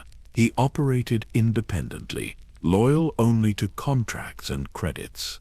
This made him an ideal template because his genetic material came with no political complications, no loyalties that might conflict with the army's purpose. Tyrannus found Jango on the moons of Bogdan shortly after the Battle of Naboo. The meeting was carefully staged to seem like a business proposition rather than the manipulation it actually was. Tyrannus offered wealth beyond what most bounty hunters accumulated in entire lifetimes. All Jango had to do was provide genetic material and remain on Kamino for the duration of the cloning process, available for behavioral observation and occasional additional samples. The offer included one additional element that sealed Jango's acceptance. He could have a clone for himself, unaltered by the behavioral programming that would govern the others. A son, genetically identical to him, but raised as a child rather than grown accelerated and trained as a soldier. For someone like Jango, who had lost his family and culture to violence, who spent his life killing for money because it was the only skill he had left, the chance to have a son represented something he had never expected to possess. Legacy, continuity, the hope that some version of himself might live a life not entirely defined by warfare. He accepted Tyrannus's offer. traveled to Kamino, and became the template for millions of soldiers who would share his face, his reflexes, his capacity for violence. And he gained a son named Boba, who would watch his father die and inherit his armor and profession, proving that violence passes through generations, whether through genetics or example. The Kaminoans began production. The first generation of clones aged at accelerated rates, reaching maturity in half the time normal humans required. They were trained by combat specialists, including Jango himself, in tactics and weapons use. They were educated in basic Republic history and military protocol. They were conditioned to see themselves as property of the Republic, as tools created for a specific purpose, as beings whose value came entirely from their function as soldiers. And deep in their minds, invisible and dormant, Order 66 waited like a bomb with a decade-long fuse. Tyrannus visited Kamino periodically to check on progress. He watched young clones drill in formation, perfect identical rows of beings who were simultaneously individuals and copies. He observed their training, noting how they developed personalities and preferences despite being genetically identical. Some were natural leaders, some were technical specialists, some simply followed orders without the initiative or creativity to become anything more. The Kaminoans took pride in their work. They showed him the various clone types they had developed: standard troopers for general combat, specialized units for piloting, engineering, medical support, each one grown and trained for a specific role, each one another piece of the massive machine being assembled in secret while the Republic slept. Looking at this army, Tyrannus felt something complex and difficult to name: pride in the elegance of the plan, disgust at the biological engineering of sentient beings for warfare, anticipation of what this force would accomplish, grief for the Jedi who would never see the betrayal coming until clone weapons fired and their own soldiers became executioners. But he buried these feelings beneath the certainty that this was necessary. The Republic was broken beyond repair. The Jedi had become its enablers, too committed to a failing system to acknowledge that some structures cannot be reformed, only replaced. This army would force the transformation that was needed, would tear down the old order so something better could rise. He told himself this as he watched clone cadets younger than 10 standard years train with weapons, as he observed behavioral conditioning that stripped away any possibility of conscientious objection, as he reviewed progress reports on how efficiently the Kaminoans could produce new batches of soldiers. He told himself this was for the greater good, that temporary suffering would lead to lasting peace, that you could not make a better galaxy without breaking the old one completely. The rationalizations came easily now. That was the most insidious thing about the dark side. Not that it made evil feel evil, but that it made evil feel righteous, that it transformed atrocity into necessity, that it allowed you to sleep peacefully after spending your day engineering genocide. The clone army grew in secret. Millions of beings created for war, programmed to betray those they would serve, waiting in laboratories on a world deleted from star charts, existing in the gap between what the galaxy knew and what the Sith planned. And when the time came, when the Clone Wars erupted, and the Republic desperately needed an army it did not know it possessed, this force would appear as salvation. The Jedi would lead clone troops into battle, forming bonds of trust and camaraderie with soldiers designed to kill them the moment Sidious gave the word. It was, Tyrannus had to admit, a masterpiece of manipulation, the kind of multi-decade plot that required patience, vision, and absolute conviction that the ends justified even the most monstrous means. He possessed all three, or believed he did.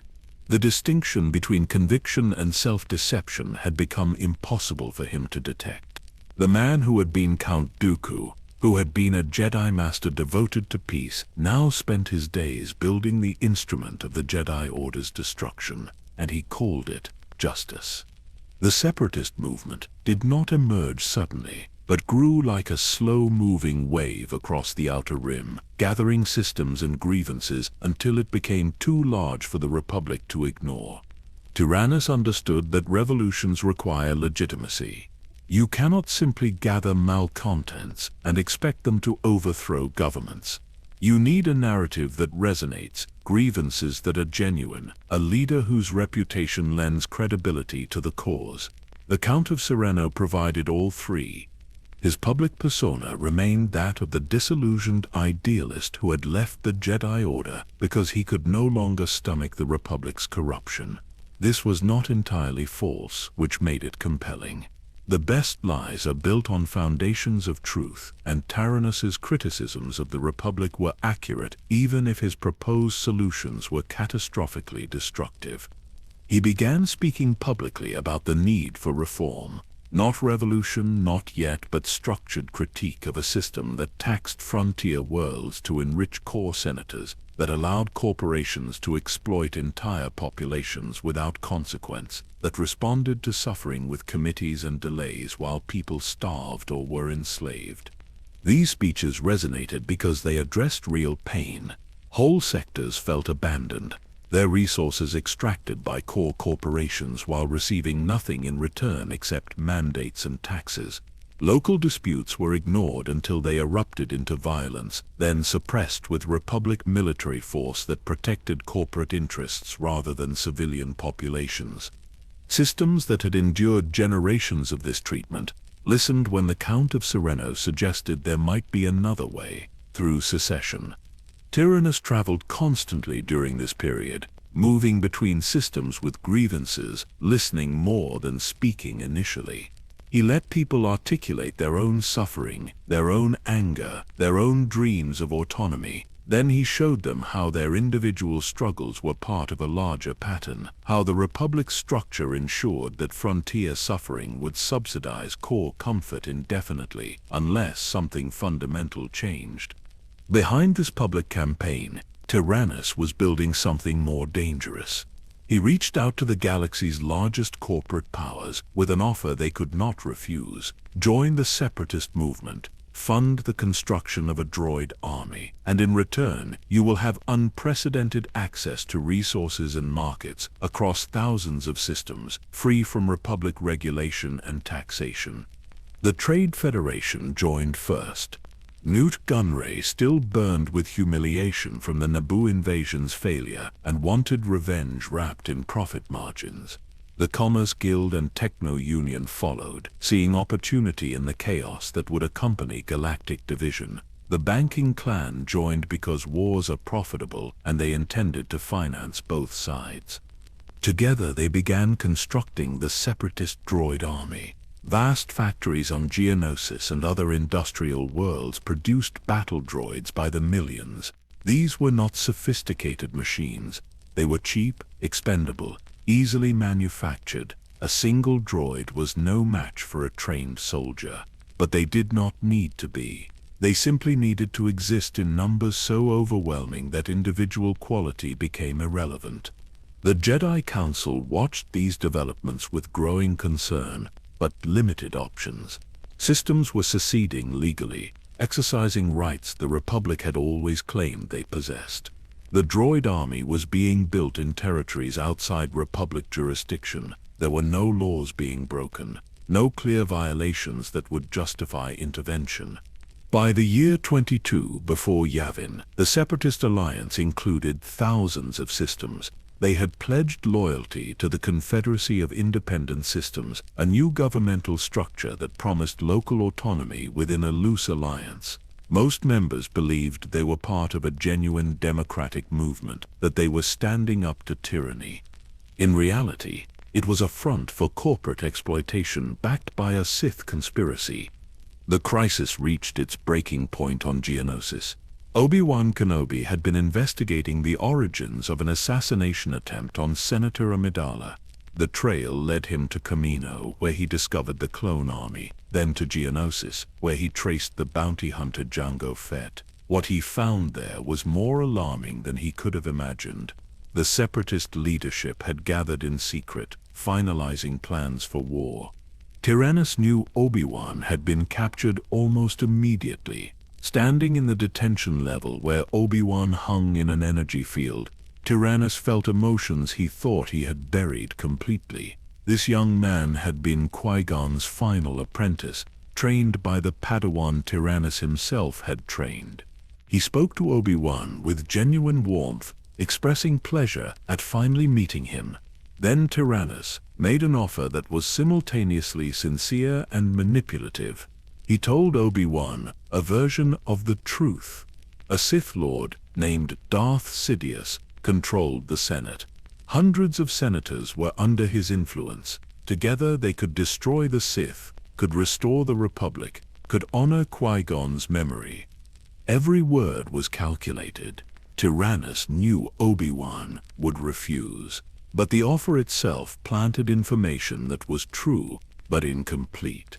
Sidious did control the Senate, but Tyrannus omitted his own role as Sidious's apprentice. Obi-Wan refused, called Tyrannus by his name rather than his title, made clear that he saw through the deception even if he could not identify what specifically was false about it. Anakin Skywalker and Padme Amidala arrived on Geonosis shortly after, attempting to rescue Obi-Wan. They were captured as well, and Tyrannus made the decision to execute all three publicly in the Geonosian arena. It went wrong almost immediately. The three prisoners freed themselves and fought the execution beasts with desperate tactics, surviving far longer than anyone expected. Then the arena's gates opened, and Jedi poured in, hundreds of them. A strike team led by Mace Windu, lightsabers igniting across the arena floor like stars being born. Tyrannus gave the order and battle droids flooded into the arena by the thousands. Jedi fell under overwhelming droid fire. Within minutes, dozens lay dead or dying. The survivors formed defensive clusters while Windu led them toward any possible escape. Then the sky filled with Republic gunships, and the clone army deployed for the first time in galactic history. Thousands of white-armored troopers descended, and the battle shifted. The clones fought with precision that shook even experienced Jedi. The Battle of Geonosis had begun. The Clone Wars had arrived. Tyrannus watched from a command center as Republic and Separatist forces clashed. The battle was going poorly for the Separatists in tactical terms. The clone army was simply too effective. He did not care about the tactical defeat. This battle was never about winning ground. It was about starting a war that would consume the galaxy, that would weaken the Jedi through attrition, that would give Palpatine justification for emergency powers. As he made his way to his private hangar to evacuate, he sensed two familiar presences approaching. Obi-Wan and Anakin had followed him. They found him beside his solar sailor. Obi-Wan ignited his lightsaber immediately. Anakin hesitated for just a moment, as if part of him could not quite believe they were about to fight a former Jedi Master. Tyrannus ignited his curved hilt weapon, and the red blade cast harsh shadows. He smiled with genuine pleasure. Obi-Wan attacked first with aggressive speed. Tyrannus parried with minimal movement. Makashi's efficiency making Obi-Wan's acrobatics seem wasteful. He riposted with a strike that sent Obi-Wan scrambling backward. Anakin joined the attack, and the dynamic shifted. The boy was strong, remarkably so, his connection to the Force deeper than almost anyone Tyrannus had encountered. But he fought with emotion rather than discipline, with passion rather than technique. Tyrannus defended against both simultaneously, his movements economical and precise. He had spent 70 years perfecting Makashi. These two, talented as they were, had been Jedi for less than 2 decades combined. The gulf in experience was simply too vast. He disabled Obi-Wan first. A calculated strike that slashed across the Jedi's arm and leg, not killing blows but incapacitating ones. Obi-Wan collapsed, unable to continue fighting. Anakin tried harder then, channeling his fear and rage into pure, aggressive assault. He was drawing on the dark side, whether he realized it or not, letting anger fuel his connection to the Force. Tyrannus ended the duel with a move so fast, Anakin never saw it coming. The red blade swept through the boy's right arm at the elbow, severing it completely. Anakin screamed and fell, clutching the cauterized stump. 2 Jedi defeated in under a minute. Tyrannus raised his lightsaber to deliver finishing strikes. But before he could, he sensed a presence that made him lower his weapon involuntarily. Yoda had arrived. His former master entered the hangar, moving with the shuffling gait that made people underestimate him. But Tyrannus knew better. That small figure contained power that defied physical laws, wisdom accumulated over 8 centuries, skill in the Force that perhaps no living being could match. They faced each other across the hangar, and the weight of their shared history hung between them. Yoda spoke first, his voice heavy with sorrow rather than anger. He addressed Tyrannus by his birth name, as if refusing to acknowledge the transformation. Tyrannus responded with arrogance, claiming powers beyond any Jedi. Even as he said the words, part of him knew they were false. Yoda proved it immediately. Tyrannus unleashed Force lightning, enough energy to kill most beings instantly. Yoda absorbed it effortlessly, drew the lightning into himself and dispersed it harmlessly. Then he threw it back. They fought with lightsabers. Then Yoda moved with impossible speed, his small form flipping and spinning, attacking from angles that should not have existed. Every strike carried the weight of centuries of mastery.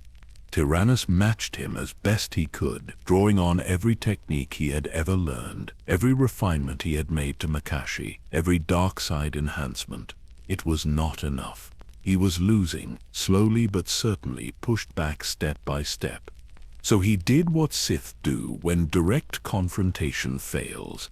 Using the Force, he ripped a massive support pillar from the hangar's structure and hurled it toward Obi-Wan and Anakin's prone forms. Yoda had to choose between continuing the duel and saving his fellow Jedi. He chose compassion over victory. In that moment of distraction, Tyrannus ran. He reached his ship, sealed the hatch, and launched before Yoda could pursue. The solar sailor vanished from Geonosis in a flash of hyperspace. He had escaped, but the escape felt hollow. He had been defeated by his former master, saved only by willingness to threaten innocence. There was no honor in it, just the bitter acknowledgement that some gaps could never be closed through power alone. His ship carried him to Coruscant, to Sidious, waiting with congratulations. The war had begun exactly as planned. The Jedi were now generals, leading clone armies across the galaxy. The Republic was transforming itself into a military state, granting Palpatine emergency powers that made him effectively a dictator. Everything was proceeding according to design. Yet standing before his master, reporting success, Tyrannus felt something he had not experienced since becoming a Sith.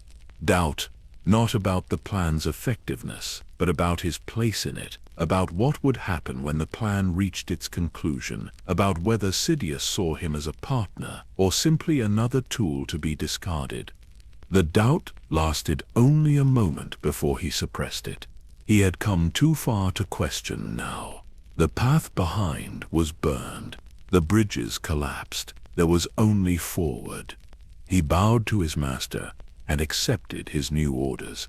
The Clone Wars had begun, and Darth Tyrannus would lead the Confederacy through 3 years of calculated warfare, designed not to win, but to weaken, not to conquer, but to corrupt, not to achieve victory, but to enable a transformation that would consume the galaxy in fire. 3 years of war transformed the galaxy in ways that would have been unimaginable when the first shots were fired on Geonosis. The conflict touched every inhabited system, disrupted every trade route, forced every citizen to choose sides or pretend neutrality while hoping the fighting would pass them by. Tyrannus commanded the Confederacy of Independent Systems as its head of state, though the title meant less than it appeared. Real authority was fragmented among the corporate leadership, each entity pursuing profit while nominally supporting the collective war effort. His role was to maintain the illusion of unified purpose, to keep thousands of systems committed to a cause most of them no longer fully believed in. The war had not brought the liberation the separatists promised. Instead, it brought droid occupation, resource extraction, to fund endless military production and suffering that made Republic taxation seem benign by comparison. But people who had committed to revolution rarely admit they chose poorly. They double down, invest more deeply, convince themselves that victory will vindicate every sacrifice. Tyrannus encouraged this thinking through speeches and propaganda. He remained the public face of idealism betrayed, the noble reformer forced into warfare by Republic aggression. His words still resonated because he believed them himself, at least partially. The Republic was corrupt. The Jedi had become tools of that corruption. The war was necessary to break the old order. What he did not say in public speeches was that breaking the old order was the entire point, that separatist victory was never the goal, that he and Sidious were orchestrating both sides of a conflict designed to weaken everyone until a new power could rise from the ashes. Behind closed doors, coordinating secretly with Sidious, Tyrannus managed the war like a conductor leading an orchestra toward a predetermined finale. Battles were won or lost based not on military necessity, but on what would best serve the larger conspiracy. Clone forces were allowed to capture key systems when it benefited Palpatine's political positioning. Droid armies overwhelmed Republic defenses when the Senate needed reminding that granting more emergency powers was essential for survival. The Jedi were spread impossibly thin across thousands of battlefields. They had become generals not through training or inclination, but through desperate necessity. The clone army needed leadership, and the Jedi were the only force in the Republic with both the skills and moral authority to command. This transformation from peacekeepers to warriors was exactly what Tyrannus and Sidious intended. Every battle dulled the Jedi's connection to the light side slightly. Every command that sent soldiers to their deaths hardened hearts that had been trained for compassion. Every compromise with military necessity eroded the principles that had defined the order for millennia. Tyrannus watched this degradation with complex emotions. Part of him took satisfaction in being proven right, in seeing the Jedi reveal themselves as the flawed institution he had always claimed they were. But another part, buried deep beneath years of dark side conditioning, mourned what was being lost. He trained disciples during this period, though he could not call them apprentices. The rule of two forbade a Sith Lord from training another while still serving a master. But assassins, dark side adepts who served the Sith without claiming the title, those were permitted. Asajj Ventress was the first and most significant, a Dathomirian woman with natural force sensitivity and rage enough to fuel a star. She had suffered losses that made her eager for purpose wrapped in violence. Tyrannus found her, shaped her anger into focused hatred, taught her Makashi and the basics of dark side manipulation. She became remarkably effective. Ventress hunted Jedi across the Outer Rim, her twin red blades and acrobatic style, making her a terror in close combat. She did not have the depth of Force knowledge to truly threaten Council members, but she could kill knights and younger masters, could disrupt Republic operations, could serve as a useful tool in the larger war effort. Tyrannus trained her with a detachment he had learned from Sidious. She was not a person but a weapon, valuable for what she could accomplish, expendable when her usefulness expired or her existence became inconvenient. That moment arrived sooner than Ventress expected. Sidious contacted Tyrannus with a simple command: kill the woman. Her growing power made her a potential threat to the Sith hierarchy. More importantly, her death would demonstrate Tyrannus's loyalty, would prove he understood that sentiment had no place in their relationship. Tyrannus arranged for Ventress to be overwhelmed during a mission. He withdrew support at the critical moment, let her be surrounded by clone forces with no escape route, effectively ordered her execution while maintaining plausible deniability about his intentions. Ventress survived through skill and desperation, but she understood the message. Her master had betrayed her. The dark side path she had walked led only to being discarded by those stronger than herself. She fled into the outer rim, bitter and broken, her loyalty transformed into hatred that now included Tyrannus himself. He felt nothing about her survival or her hatred. She had served her purpose. Whether she lived or died was irrelevant as long as she no longer presented complications to the larger plan. This coldness, this ability to view people as game pieces to be sacrificed without hesitation, marked how completely his transformation had succeeded. The man who had agonized over leaving the Jedi Order now casually betrayed disciples without a moment of genuine remorse.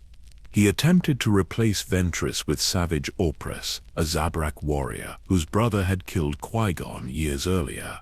Savage possessed raw power but lacked control, making him more liability than asset. The experiment failed when Savage turned on both Tyrannus and Ventress during a confrontation orchestrated by Mother Talzine's Night Sister magic. These failures troubled Tyrannus less than they should have. He had become accustomed to viewing setbacks as temporary obstacles to be overcome through patience and superior strategy. What he failed to recognize was that each betrayal, each casual cruelty, each decision to sacrifice others for strategic advantage was hollowing him out, leaving nothing but ambition and rationalization where principle and genuine conviction had once lived. His duels with Anakin Skywalker became a recurring feature of the war. They met on Christophsis, on Bathui, in various theaters where Republic and Separatist forces clashed. Each encounter followed a similar pattern. Anakin attacked with passionate aggression, drawing deeply on emotions that approached the dark side. Tyrannus defended with elegant precision, his superior technique allowing him to control the engagement. He defeated Anakin repeatedly, though never decisively. Always the boy escaped or was rescued before Tyrannus could deliver a killing blow. This pattern was partly circumstance, but also partly intentional. Sidious had made clear that Anakin was not to be killed, that the boy had a destiny that served their purposes better than his death would. Tyrannus began to understand what that destiny was. Each time they fought, Anakin grew stronger, faster, more willing to embrace anger as fuel for his power. He was being forged through conflict, shaped by repeated defeats into something more dangerous than the earnest Jedi he had been when the war began. He was becoming a weapon, and Tyrannus increasingly suspected that weapon was being prepared to replace him. The realization came gradually, accumulating across 3 years of observations and small comments from Sidious that seemed innocuous until viewed as a pattern. The way his master spoke about Anakin's potential, the instructions to test the boy, but never destroy him. The subtle suggestions that Tyrannus's own usefulness might be limited, that his age and traditional thinking made him less valuable than a younger, more malleable apprentice. Tyrannus tried to address these concerns directly. He spoke to Sidious about his loyalty, his continued value to the plan, his readiness to serve in whatever capacity was required. His master offered reassurances that felt hollow, promises that rang false, affirmations that communicated the opposite of what the words said. The truth was obvious if he allowed himself to see it. He was expendable, always had been. The conspiracy did not require 2 Sith Lords, only one master and whatever apprentice served that master's purposes most effectively. When Anakin's transformation was complete, when the boy had been pushed far enough into darkness that he would embrace the Sith path fully, Tyrannus would be eliminated as casually as he had eliminated Ventress. This knowledge sat in his mind like poison, corrupting his certainty, introducing doubt where previously there had been only conviction. He had sacrificed everything for this path. His identity as a Jedi, his reputation as an idealist, his last connections to people who had cared about him as something more than a tool. And it was leading not to partnership with Sidious in remaking the galaxy, but to his own murder, orchestrated by the master he served. He considered rebellion. The thought would occur during meditation, during the long hyperspace journeys between battlefields, during moments when the future seemed clear enough to demand a different choice. He could warn the Jedi, reveal Sidious's identity, destroy the conspiracy from within rather than being destroyed by it. But these thoughts never coalesced into action. He had walked the dark path too long, compromised too completely, committed too many atrocities to pretend he could return to the light. The Jedi would never accept him back. The Republic would execute him for war crimes. His only options were to continue serving Sidious and hope for survival, or die having accomplished nothing.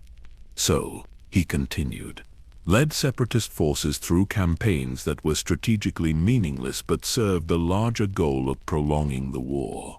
Coordinated with Sidious to ensure both sides remained balanced, that neither gained decisive advantage, that the conflict ground on month after month, year after year, bleeding the galaxy of resources and hope.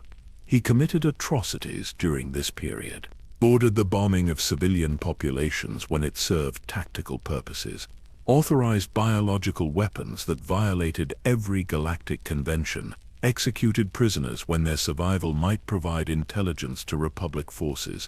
Each action required progressively less internal justification until eventually he stopped justifying them at all. This was war. War had always been cruel. His methods were no worse than what the Republic employed when they thought no one was watching. And if the Jedi had moral objections, they could express them after the war ended, assuming any Jedi survived to offer criticism. The war did not end.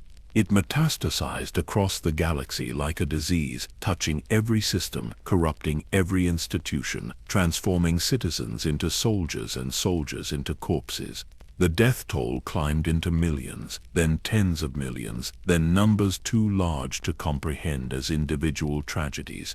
Tyrannus watched this unfold with the detachment of someone who had stopped seeing people as people, who viewed populations as statistics and casualties as acceptable costs toward necessary goals. The dark side had not just given him power, it had stripped away the compassion that made power unbearable to wield. By the third year of the war, he had become something his younger self would not have recognized. Not just in ideology or allegiance, but in fundamental essence. The capacity for empathy had atrophied. The ability to see the galaxy from perspectives other than his own had withered. The conscience that might have restrained his worst impulses had been systematically silenced until it no longer spoke at all. He was exactly what the dark side promised, and the light side warned against, powerful without wisdom, determined without doubt, willing to sacrifice anything and anyone in pursuit of goals that had long since become self-justifying abstractions, disconnected from actual human welfare. And he told himself he was still the idealist who had left the Jedi Order to fight corruption, still the reformer, seeking to tear down unjust systems, still the visionary willing to do what others lacked courage to attempt. The lies we tell ourselves are always the most convincing, because we desperately want them to be true. Tyrannus had spent 3 years lying to himself about what he had become, constructing elaborate rationalizations that allowed him to sleep peacefully after ordering atrocities, that let him justify every cruelty as strategy and every betrayal as necessity. He would continue those lies almost until the end. Until the moment when betrayal circled back to claim him, when the weapon he had helped forge was turned against him, when he finally understood that he had been playing a game whose rules guaranteed his destruction. But that moment was still ahead, approaching with the inevitability of time itself.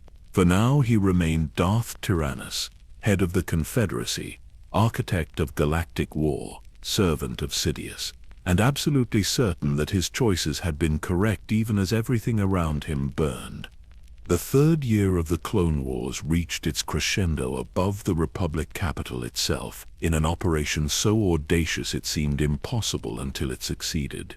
General Grievous, the cyborg terror who commanded separatist military forces, led a fleet directly into Coruscant's orbit. Thousands of droid warships emerged from hyperspace in coordinated strikes that overwhelmed the planetary defenses before they could mount effective resistance. The separatist armada carved through Republic vessels like a blade through silk, driving toward the surface with singular purpose. The objective was Supreme Chancellor Palpatine himself. Intelligence suggested he would be aboard his personal cruiser, the Invisible Hand, during a diplomatic function, capture him, and the Republic would be forced to negotiate from a position of catastrophic weakness.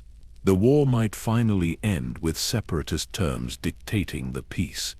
That was the story, at least, the narrative that would justify what was about to unfold. The truth was more complex and infinitely darker. Palpatine was exactly where he was supposed to be, precisely when he needed to be there, playing the role of helpless victim with the skill of someone who had spent decades manipulating galactic events from the shadows. This kidnapping was theater, staged for an audience that did not realize they were watching a performance. Tyrannus waited aboard the Invisible Hand in what appeared to be a throne room, but was actually a command center disguised as ostentatious display of separatist wealth and power. The curved walls, the dramatic lighting, the elevated chair where he sat, all of it was calculated to present a specific image. He was alone with his thoughts, knowing what was about to happen, understanding that this confrontation had been building since Geonosis 3 years earlier. Obi-Wan and Anakin would come. They would fight him.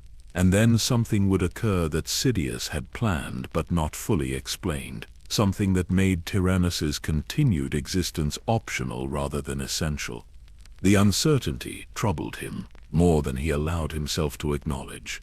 He had spent 3 years noticing signs of his own expendability, watching Sidious's attention shift progressively toward Anakin, sensing the approach of a conclusion that did not include his survival.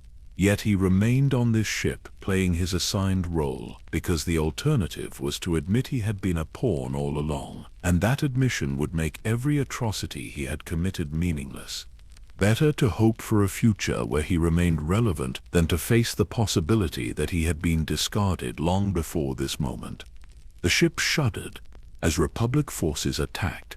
Jedi starfighters carved through droid defenses with precision that spoke to desperation. The battle raged around the Invisible Hand while inside, Tyrannus waited with the patience of someone who had spent 70 years perfecting discipline. They came as predicted, Obi-Wan and Anakin, bursting through the throne room doors with lightsabers already ignited, ready to rescue the Chancellor and capture the Separatist leader in a single operation.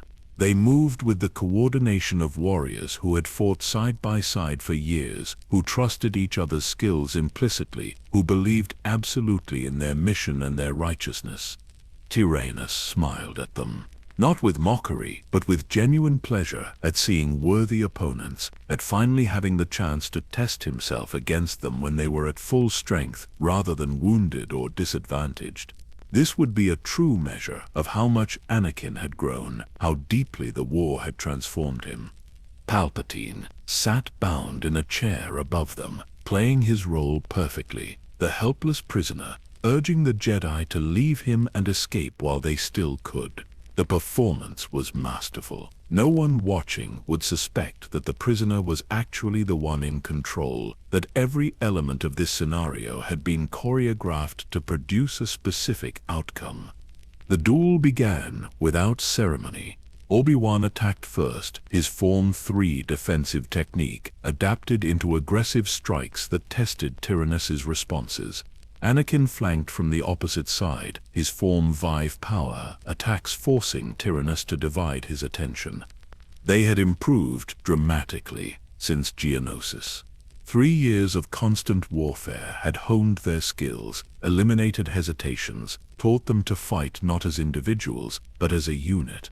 What had been a one-sided fight before now demanded Tyrannus's full concentration.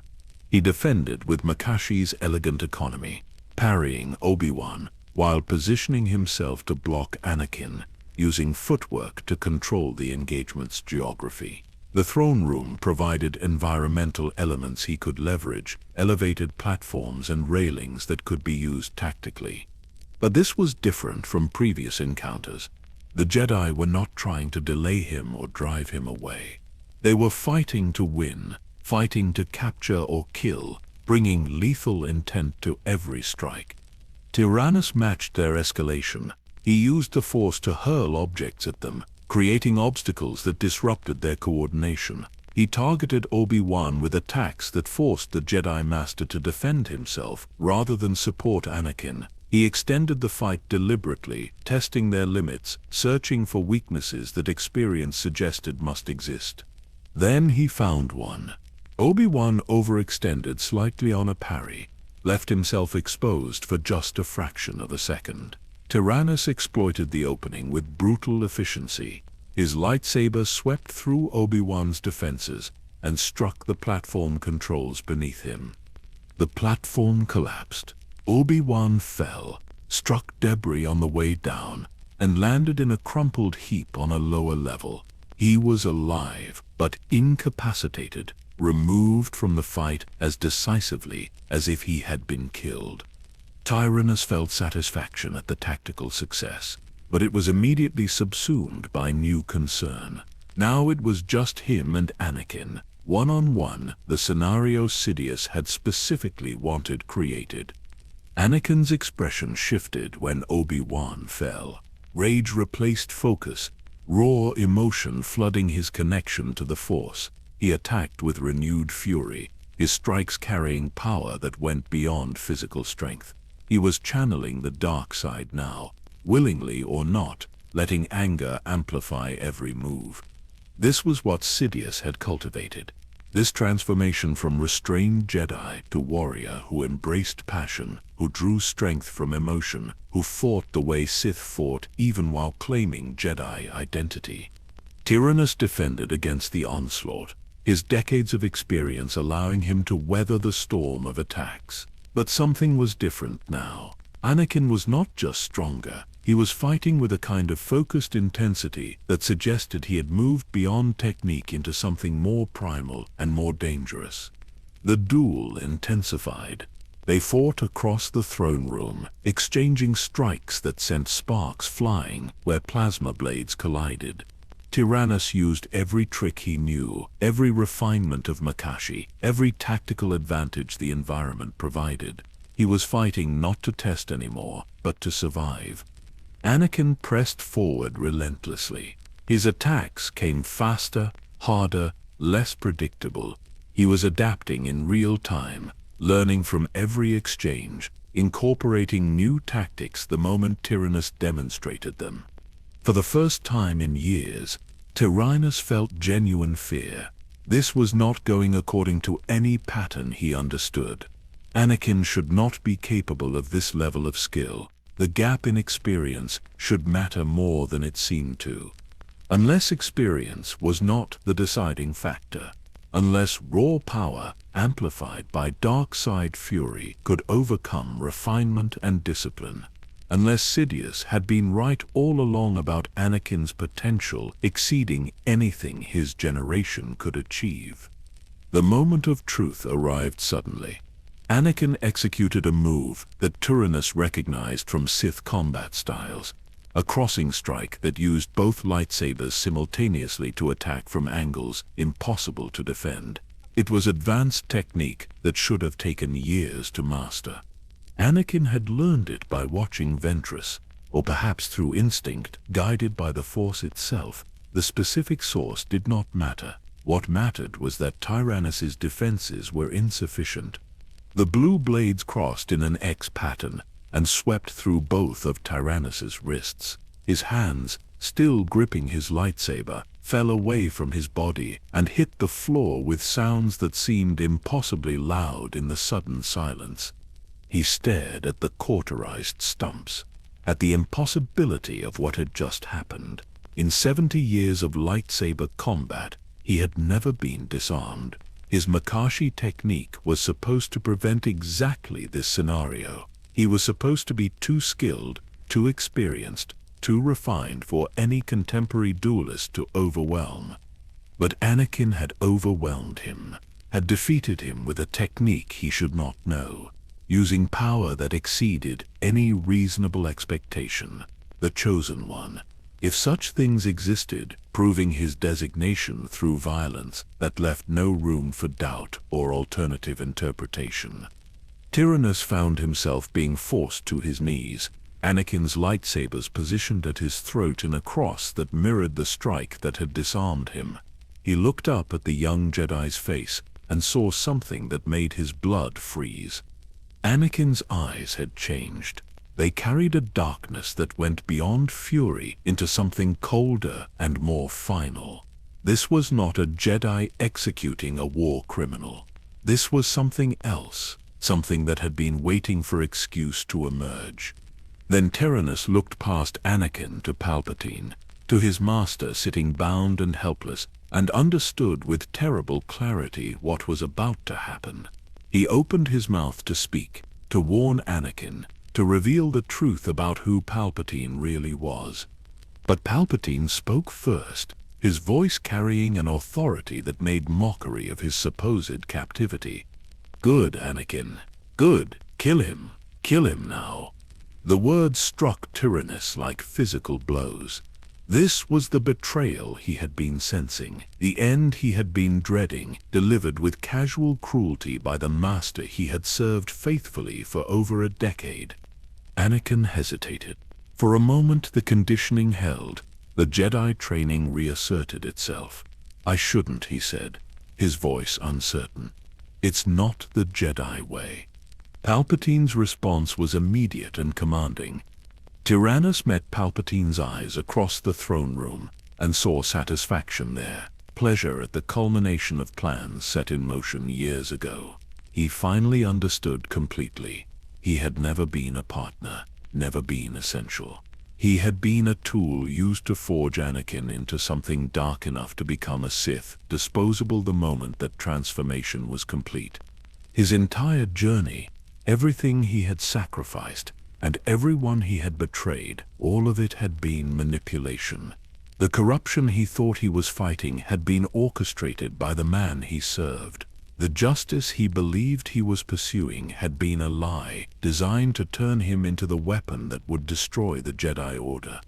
And now that weapon was being discarded, replaced by a newer model with fewer complications and greater potential. He tried to speak, to tell Anakin the truth, to salvage something from the wreckage of his choices, but words seemed pointless. What could he say that would matter? That Palpatine was Sidious. Anakin would not believe him, that he had been manipulated. It would sound like the desperate pleading of a captured enemy. So instead, he simply looked at Anakin and spoke his final words. Not a curse or a plea, but a statement of fact, laced with grim satisfaction. "I sense great fear in you, Skywalker. You have hate, you have anger, but you don't use them." The words were designed to plant a seed, to suggest to Anakin that his current restraint was weakness rather than strength, that the emotions he was suppressing were tools he should embrace.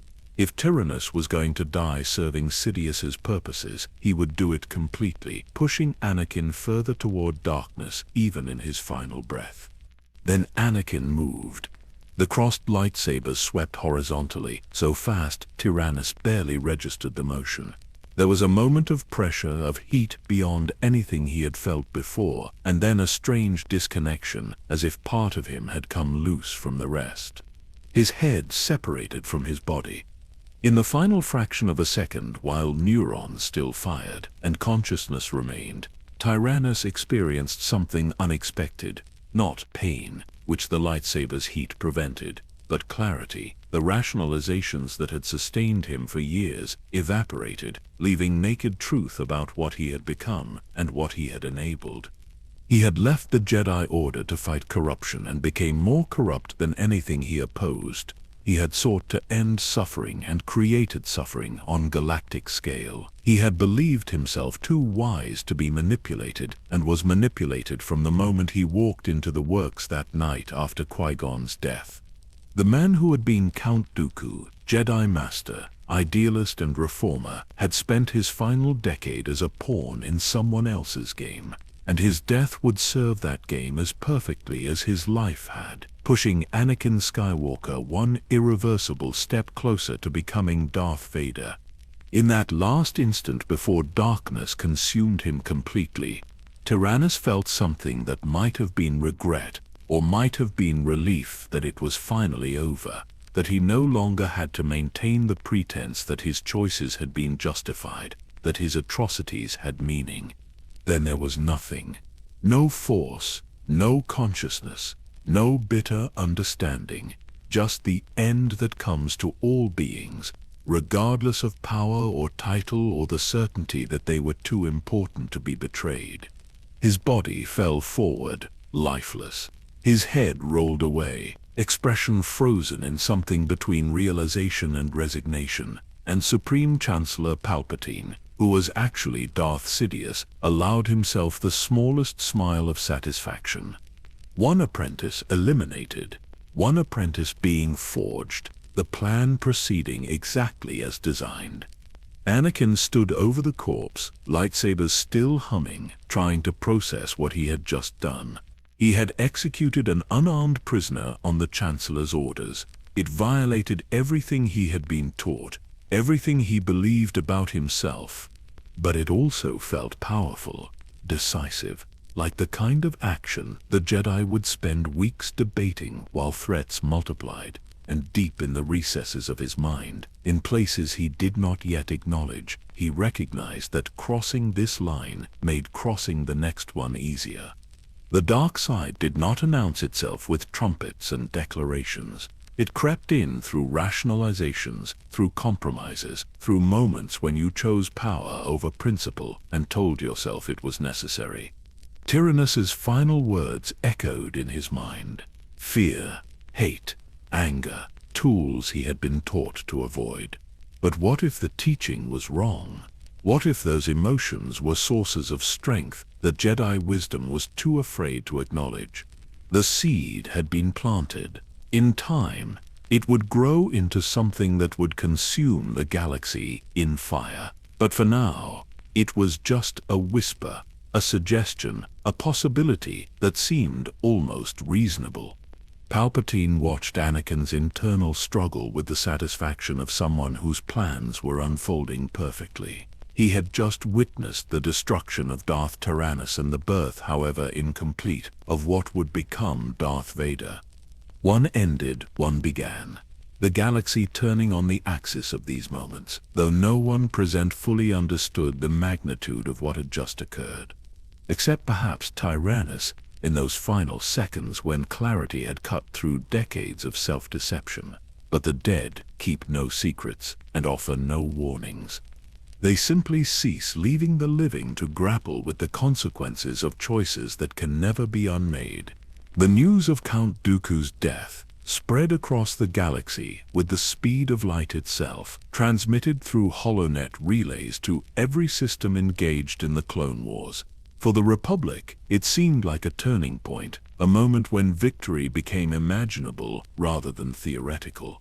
The Separatist leader, the man whose charisma and political skill had held together an alliance of thousands of disparate systems, was gone. On Coruscant, celebrations erupted spontaneously. The citizens who had lived under the shadow of war for 3 years allowed themselves to hope that the end might finally be approaching. The Senate convened emergency sessions to discuss how to capitalize on this strategic victory. Military planners began drafting operations to exploit the anticipated chaos within Separatist leadership. The Jedi Council received the news with more measured response.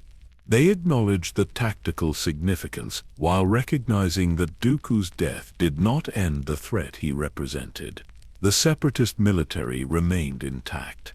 General Grievous still commanded vast droid armies. The war would continue, though perhaps now without the political sophistication that had made the Confederacy more than just a military rebellion.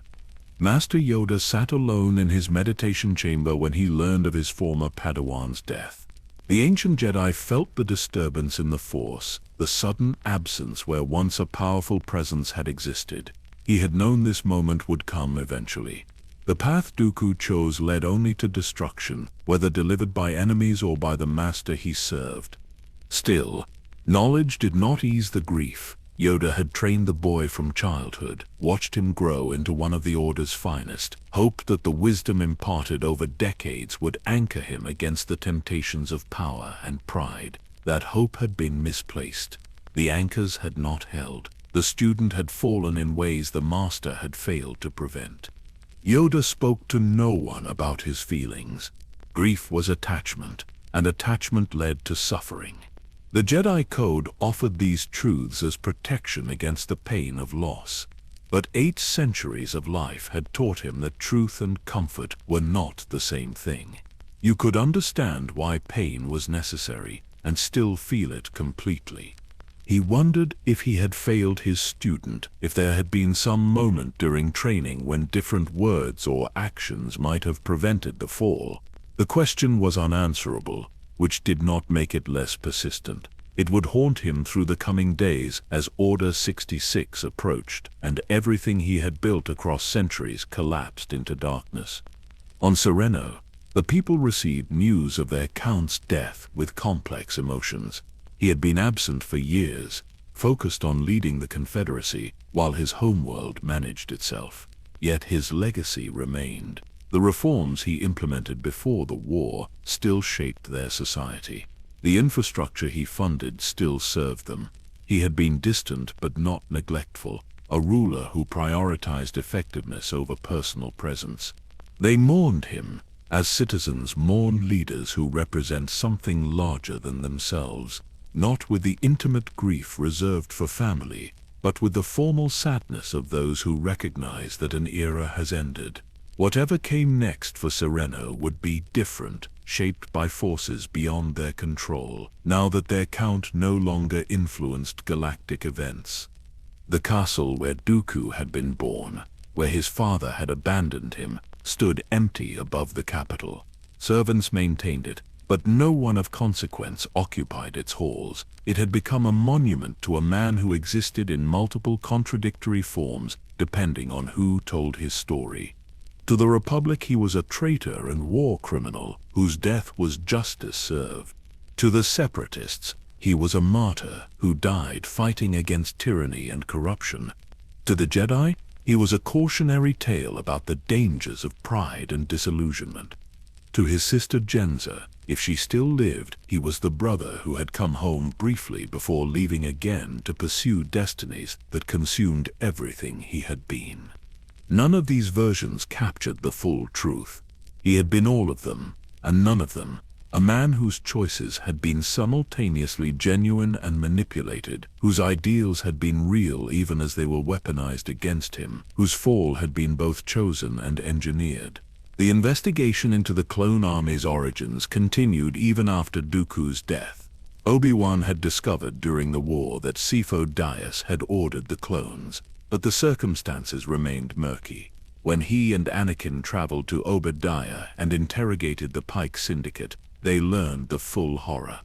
The Pikes revealed that a man named Tyrannus had hired them to kill Sifo Dyas, that this same Tyrannus had taken over the clone project. When pressed, the Pike leader Lom called Dooku by his Sith name, confirming that the Count and Tyrannus were the same person, that the entire clone army had been compromised from its inception by Sith manipulation. Obi-Wan and Anakin returned to Coruscant with this intelligence, reported it to the Council, and waited for action that never came. The clone army was already deployed across the galaxy. Millions of troopers fought under Jedi command. To reveal that they had been created by a Sith Lord, programmed with purposes the Republic did not understand, would shatter whatever fragile morale remained. So the Council decided to keep investigating quietly while maintaining the public fiction that the clones were loyal Republic soldiers. They would search for evidence of tampering, look for behavioral anomalies, try to understand what Dooku and his master had embedded in the Army's programming. They would not find the truth in time. Order 66 remained hidden, waiting dormant, a bomb with a timer that was already counting down towards zero. The larger revelation that should have shaken the Republic to its foundations went largely unnoticed in the chaos of continued warfare. Dooku's role in creating the clone army should have prompted questions about who else might be compromised, about whether the Sith conspiracy extended into the Republic's highest levels, about why a Sith Lord would create an army that served his enemies. But people at war rarely have energy for complex investigations. They need simple narratives, clear enemies, straightforward paths to victory. The idea that they might be fighting a war orchestrated by both sides, that they might be pawns in a game whose rules they did not understand, was too destabilizing to seriously consider. So they accepted the simpler story. Dooku was evil, had infiltrated the clone creation process, but was dead now and could no longer threaten them. The army he helped create was fighting for the Republic, which meant it served the Republic's purposes regardless of its origins. This willful blindness to warning signs would prove catastrophic within weeks. But in the immediate aftermath of Dooku's death, the focus was on military rather than political considerations. General Grievous assumed full command of separatist forces, bringing a brutality that Dooku's political sophistication had somewhat restrained. Where the Count had been willing to negotiate, to pursue diplomatic solutions when they served strategic purposes, Grievous saw only military objectives to be achieved through overwhelming force. The war intensified. Battles that Dooku might have concluded through carefully managed stalemates became meat grinders, where both sides committed everything to tactical gains that meant little strategically. Casualties mounted, war weariness deepened. The galaxy that had been bleeding for 3 years began hemorrhaging. Chancellor Palpatine used this deterioration to justify even greater emergency powers. He argued that Grievous's savagery proved the Separatists were beyond redemption, that only total victory would secure peace, that the Senate needed to grant him authority to prosecute the war without legislative interference. The Senate complied, as Palpatine had known they would. Fear is a reliable tool for consolidating power. Threaten people sufficiently, and they will surrender freedoms they once considered sacred in exchange for the promise of security, even when that promise comes from the very source of their danger. Dooku's death had served its purpose perfectly. It removed an aging apprentice who had become a liability. It provided Anakin with a crucial step toward embracing the dark side, making the next steps easier to justify. It allowed Palpatine to position himself as the strong leader who had brought down the Separatists' political mastermind, making his authority seem more legitimate even as it became more absolute. And it created a vacuum in Separatist leadership that ensured the war would continue in exactly the form Palpatine needed, not ending too quickly, which would remove the justification for emergency powers, not succeeding beyond control, which would threaten Republic stability, but continuing at precisely calibrated intensity until every piece was positioned for the final transformation. The Jedi sensed something wrong, but could not identify what. They felt disturbances in the Force, shadows that suggested threats they could not see clearly. Some masters argued for a more aggressive investigation into potential Sith infiltration of Republic institutions. Others counseled patience, trusting that the Force would reveal truth when the time was right. Both positions had merit. Both were insufficient. The conspiracy was too advanced, too carefully constructed, too close to completion for any investigation or passive trust to prevent what was coming. Master Windu came closest to understanding. He sensed darkness around the Chancellor, felt something off about the man who had accumulated so much power while claiming to serve the Republic. He proposed action, surveillance, possibly even direct confrontation to determine if Palpatine was hiding something. The Council debated his proposal. They were still debating when events overtook them. When Order 66 activated and clones across the galaxy turned on their Jedi commanders. When the conspiracy Dooku had helped engineer reached its terrible conclusion. In the days following Dooku's death, before that final catastrophe arrived, there was a strange pause in the war's intensity. Both sides regrouped, reassessed, prepared for campaigns that would never quite unfold as planned, because the game itself was about to change in ways neither Republic nor Separatist leadership anticipated. Only Palpatine knew what was coming. Only he understood that every death, every sacrifice, every moment of suffering across 3 years of warfare had been calculated to produce this specific endpoint. Dooku's demise was not tragedy but choreography, one more step in a dance that had been planned before the war began. The man who had been Count Dooku, who had been Darth Tyrannus, was gone. His body had been disposed of without ceremony, treated as refuse rather than the remains of someone who had shaped galactic history. His name would be remembered primarily as a villain, his complexity reduced to simple narratives about betrayal and corruption. No one would build monuments to him. No one would speak his name with respect or longing. He would become a cautionary tale, an example of how even the wise can fall when pride exceeds wisdom, when certainty replaces doubt, when the hunger for justice transforms into justification for atrocity. His legacy was the Clone Wars themselves, 3 years of suffering that killed billions and set the stage for an empire that would rule through fear for decades. He had believed he was fighting corruption, and instead enabled the greatest tyranny the galaxy had ever known. He had thought himself too intelligent to be manipulated, and was manipulated from the first moment Sidious spoke to him in the works. He had imagined himself essential to the Sith plan, and was discarded the instant his usefulness expired. He had convinced himself that noble goals justified terrible means, and proved instead that terrible means corrupt any goal they serve. The Force itself seemed to recoil from what he had become, as if his presence had been a wound that was now finally beginning to heal. But the damage he had inflicted would resonate for generations. The war he helped create would scar the galaxy so deeply that even the Empire's fall would not fully heal the trauma. And in the end, that was his true legacy. Not the idealism of his youth, or the skill of his prime, but the destruction of his corruption. Not what he had been, but what he had enabled by becoming something monstrous, while telling himself he remained noble. The galaxy would remember Count Dooku, but it would remember him as a warning rather than inspiration, as the answer to the question of what happens when brilliance serves darkness, when dedication fuels destruction, when someone too proud to admit error compounds that error until it consumes everything he claimed to value. In the Force, where all things are preserved beyond death, perhaps some echo of the man he had been still existed.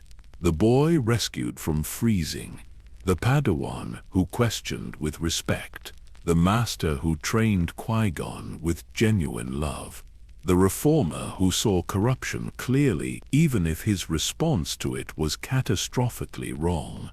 Perhaps that echo found peace eventually, understanding finally that the path he chose had been exactly the wrong path. That every step away from the Jedi had been a step toward becoming the evil he claimed to oppose, that the only way he could have truly fought corruption would have been to remain within the Order and model the integrity he found lacking. Or perhaps there was no peace, no understanding, just the void that comes to all Sith who serve only power and discover too late that power serves no one, that it simply consumes until nothing remains but ash and regret. Either way, Count Dooku was gone. Darth Tyrannus was destroyed, and the galaxy turned on without him. continuing toward catastrophes he had helped arrange but would not witness, toward an ending he had made possible but would not see. His story was complete, and like all tragedies, it served primarily as warning to those who came after, a reminder that the road to darkness is paved with certainty, that evil rarely announces itself as evil, that the most dangerous corruption is the kind that wears the mask of righteousness until the mask becomes indistinguishable from the face beneath. Night falls over Sereno, as it has fallen for millions of years, as it will fall for millions more after everything that happened here has been forgotten by everyone except the Force itself. The castle stands empty on its mountain, windows dark, halls silent, a monument to something that cannot quite be named. Not victory, certainly, not nobility in any meaningful sense, perhaps simply persistence. The way stone persists after the hands that shaped it have turned to dust, after the purposes it served have been abandoned or betrayed. Rain begins to fall, gentle at first, then harder, washing over ancient stones that have witnessed generations of the Dooku family rise and fall, prosper and destroy themselves, believe in their own importance, and discover that importance is a story we tell ourselves to make mortality bearable. The people of Sereno sleep in their homes, mostly at peace now that the war has ended, though the peace is more exhaustion than resolution. They remember their count the way populations remember distant rulers, as a name associated with certain policies, certain changes, a figure more symbolic than personal. They do not know the full truth of what he became, or what he enabled. Perhaps that is mercy. The living need heroes and villains with clear boundaries, not complex figures whose choices defied simple moral categories, who were simultaneously victim and perpetrator, idealist and monster, sincere and self-deceived. Across the galaxy, on thousands of worlds, the Clone Wars are ending in ways no one anticipated. The Jedi Order has fallen, destroyed by the very army they commanded, betrayed by programming they never suspected existed. The Republic is transforming into an empire, democracy dying to thunderous applause from senators who believe they are voting for stability rather than tyranny. Everything Dooku claimed to fight against has come to pass, not despite his efforts but because of them. The corruption he railed against has been replaced by something infinitely worse. The Jedi Order he abandoned has been exterminated. The Republic he left has become a dictatorship that would have horrified him if he had lived to see it, though he helped create every condition that made it possible.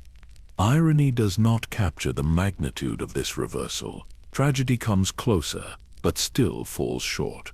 What happened to Count Dooku was something more fundamental. A demonstration of how the universe responds when brilliance serves destruction, when power seeks justification rather than justice. When someone becomes so certain of their righteousness that they stop questioning whether their methods match their stated goals.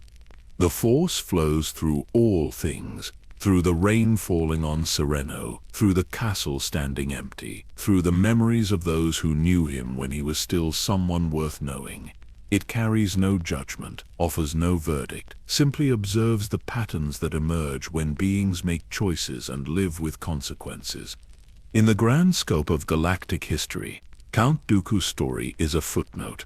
83 years of life compressed into paragraphs in historical records that will themselves fade as civilizations rise and collapse, as new conflicts eclipse old ones, as the specific details of individuals become absorbed into larger narratives about eras and movements.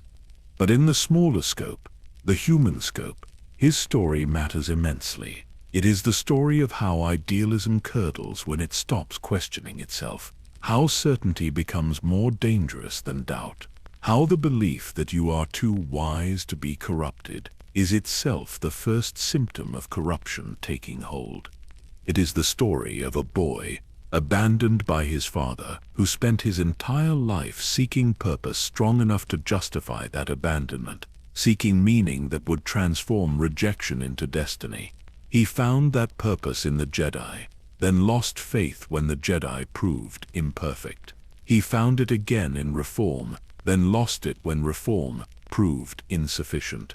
He found it finally in the Sith, and there he lost himself completely, because the Sith offered certainty without wisdom, power without purpose, action without reflection. The eternal cycle continues, as it always has, as it always will. Light and darkness rise and fall, creation and destruction, each giving birth to the other in patterns too large for any single life to comprehend fully. On Coruscant, in the Jedi temple that is now being purged of everything that made it sacred, Master Yoda escapes into exile. He carries with him the grief of having trained the man who helped destroy the Order, the knowledge that somewhere in those decades of teaching he failed to impart the wisdom that might have saved his student from himself. But Yoda also carries hope, fragile as it is. He has seen Luke Skywalker, the son of Anakin, the last ember from which a new flame might one day grow. The Force has not abandoned the galaxy. Even if the galaxy has abandoned the Force's teachings, balance will be restored, though the path to restoration will be long and painful. On Tatooine, on Dagobah, on planets whose names will become legendary, seeds are being planted that will grow into rebellion, into resistance, into the eventual overthrow of the empire that Dooku helped create. His story ends, but the larger story continues, proving that no evil is permanent, that tyranny contains the seeds of its own destruction, that hope survives even when every visible reason for hope has been extinguished. The rain on Sereno slows, then stops. Clouds part to reveal stars, distant and cold and indifferent to the struggles of beings so small. They barely register as existing from such cosmic distance. Yet those beings matter, each one a universe of experience and choice, each one capable of shaping reality through decisions that ripple outward in ways impossible to predict or control. Count Dooku made his choices. He walked his path. He became what he became and did what he did. The consequences will echo through decades, through the lives of people who never knew his name, through events he never imagined and could not have prevented even if he had. But his individual story is complete. The boy, the Jedi, the Count, the Sith, all dissolved back into the Force from which they came, leaving behind only the memory of what was and the lessons about what should never be again. There is peace in endings, even tragic ones. Peace in knowing that suffering has limits, that even the worst choices eventually run their course, that the universe continues regardless of how certain we were that our actions would reshape it permanently. Sereno sleeps, the castle stands, the stars turn in their ancient paths, and somewhere in the vastness of the Force, beyond time and judgment, perhaps there is understanding finally. Perhaps there is recognition that the struggle itself matters more than victory or defeat, that the attempt to find meaning is its own form of meaning, that even failed lives teach valuable lessons to those who come after. The story of Count Dooku is finished. Let it rest now in the archives of memory, a cautionary tale and a tragedy, a demonstration of potential unrealized and talent corrupted, a reminder that the choices we make define us more completely than the abilities we possess or the intentions we claim. Let it rest, and let us rest as well, carrying these lessons into sleep, into dreams, into the quiet darkness where consciousness dissolves, and only the Force remains, flowing through all things, connecting all things, reminding us that we are never truly separate, never truly alone, never beyond the possibility of redemption, though we may be beyond the reach of rescue. The galaxy breathes, the Force breathes. Life continues in all its beautiful, terrible complexity. And we, having walked this path together, through one man's rise and fall, can finally release it, let it go, surrender to the peace that comes when stories end and sleep begins. Rest now, the tale is told, the lessons are learned, and tomorrow, in whatever form it takes, will bring new stories, new choices, new opportunities to walk the path of light or darkness, wisdom or certainty, connection or isolation. But tonight there is only this, the quiet, the dark, the gentle embrace of sleep, settling over all things. May the Force be with you, wherever you are in this vast galaxy we share, and may you find peace in the knowledge that even the longest stories eventually end, that even the deepest wounds eventually heal, that even in darkness light endures, patient and eternal, waiting for those brave enough to seek it. Good night.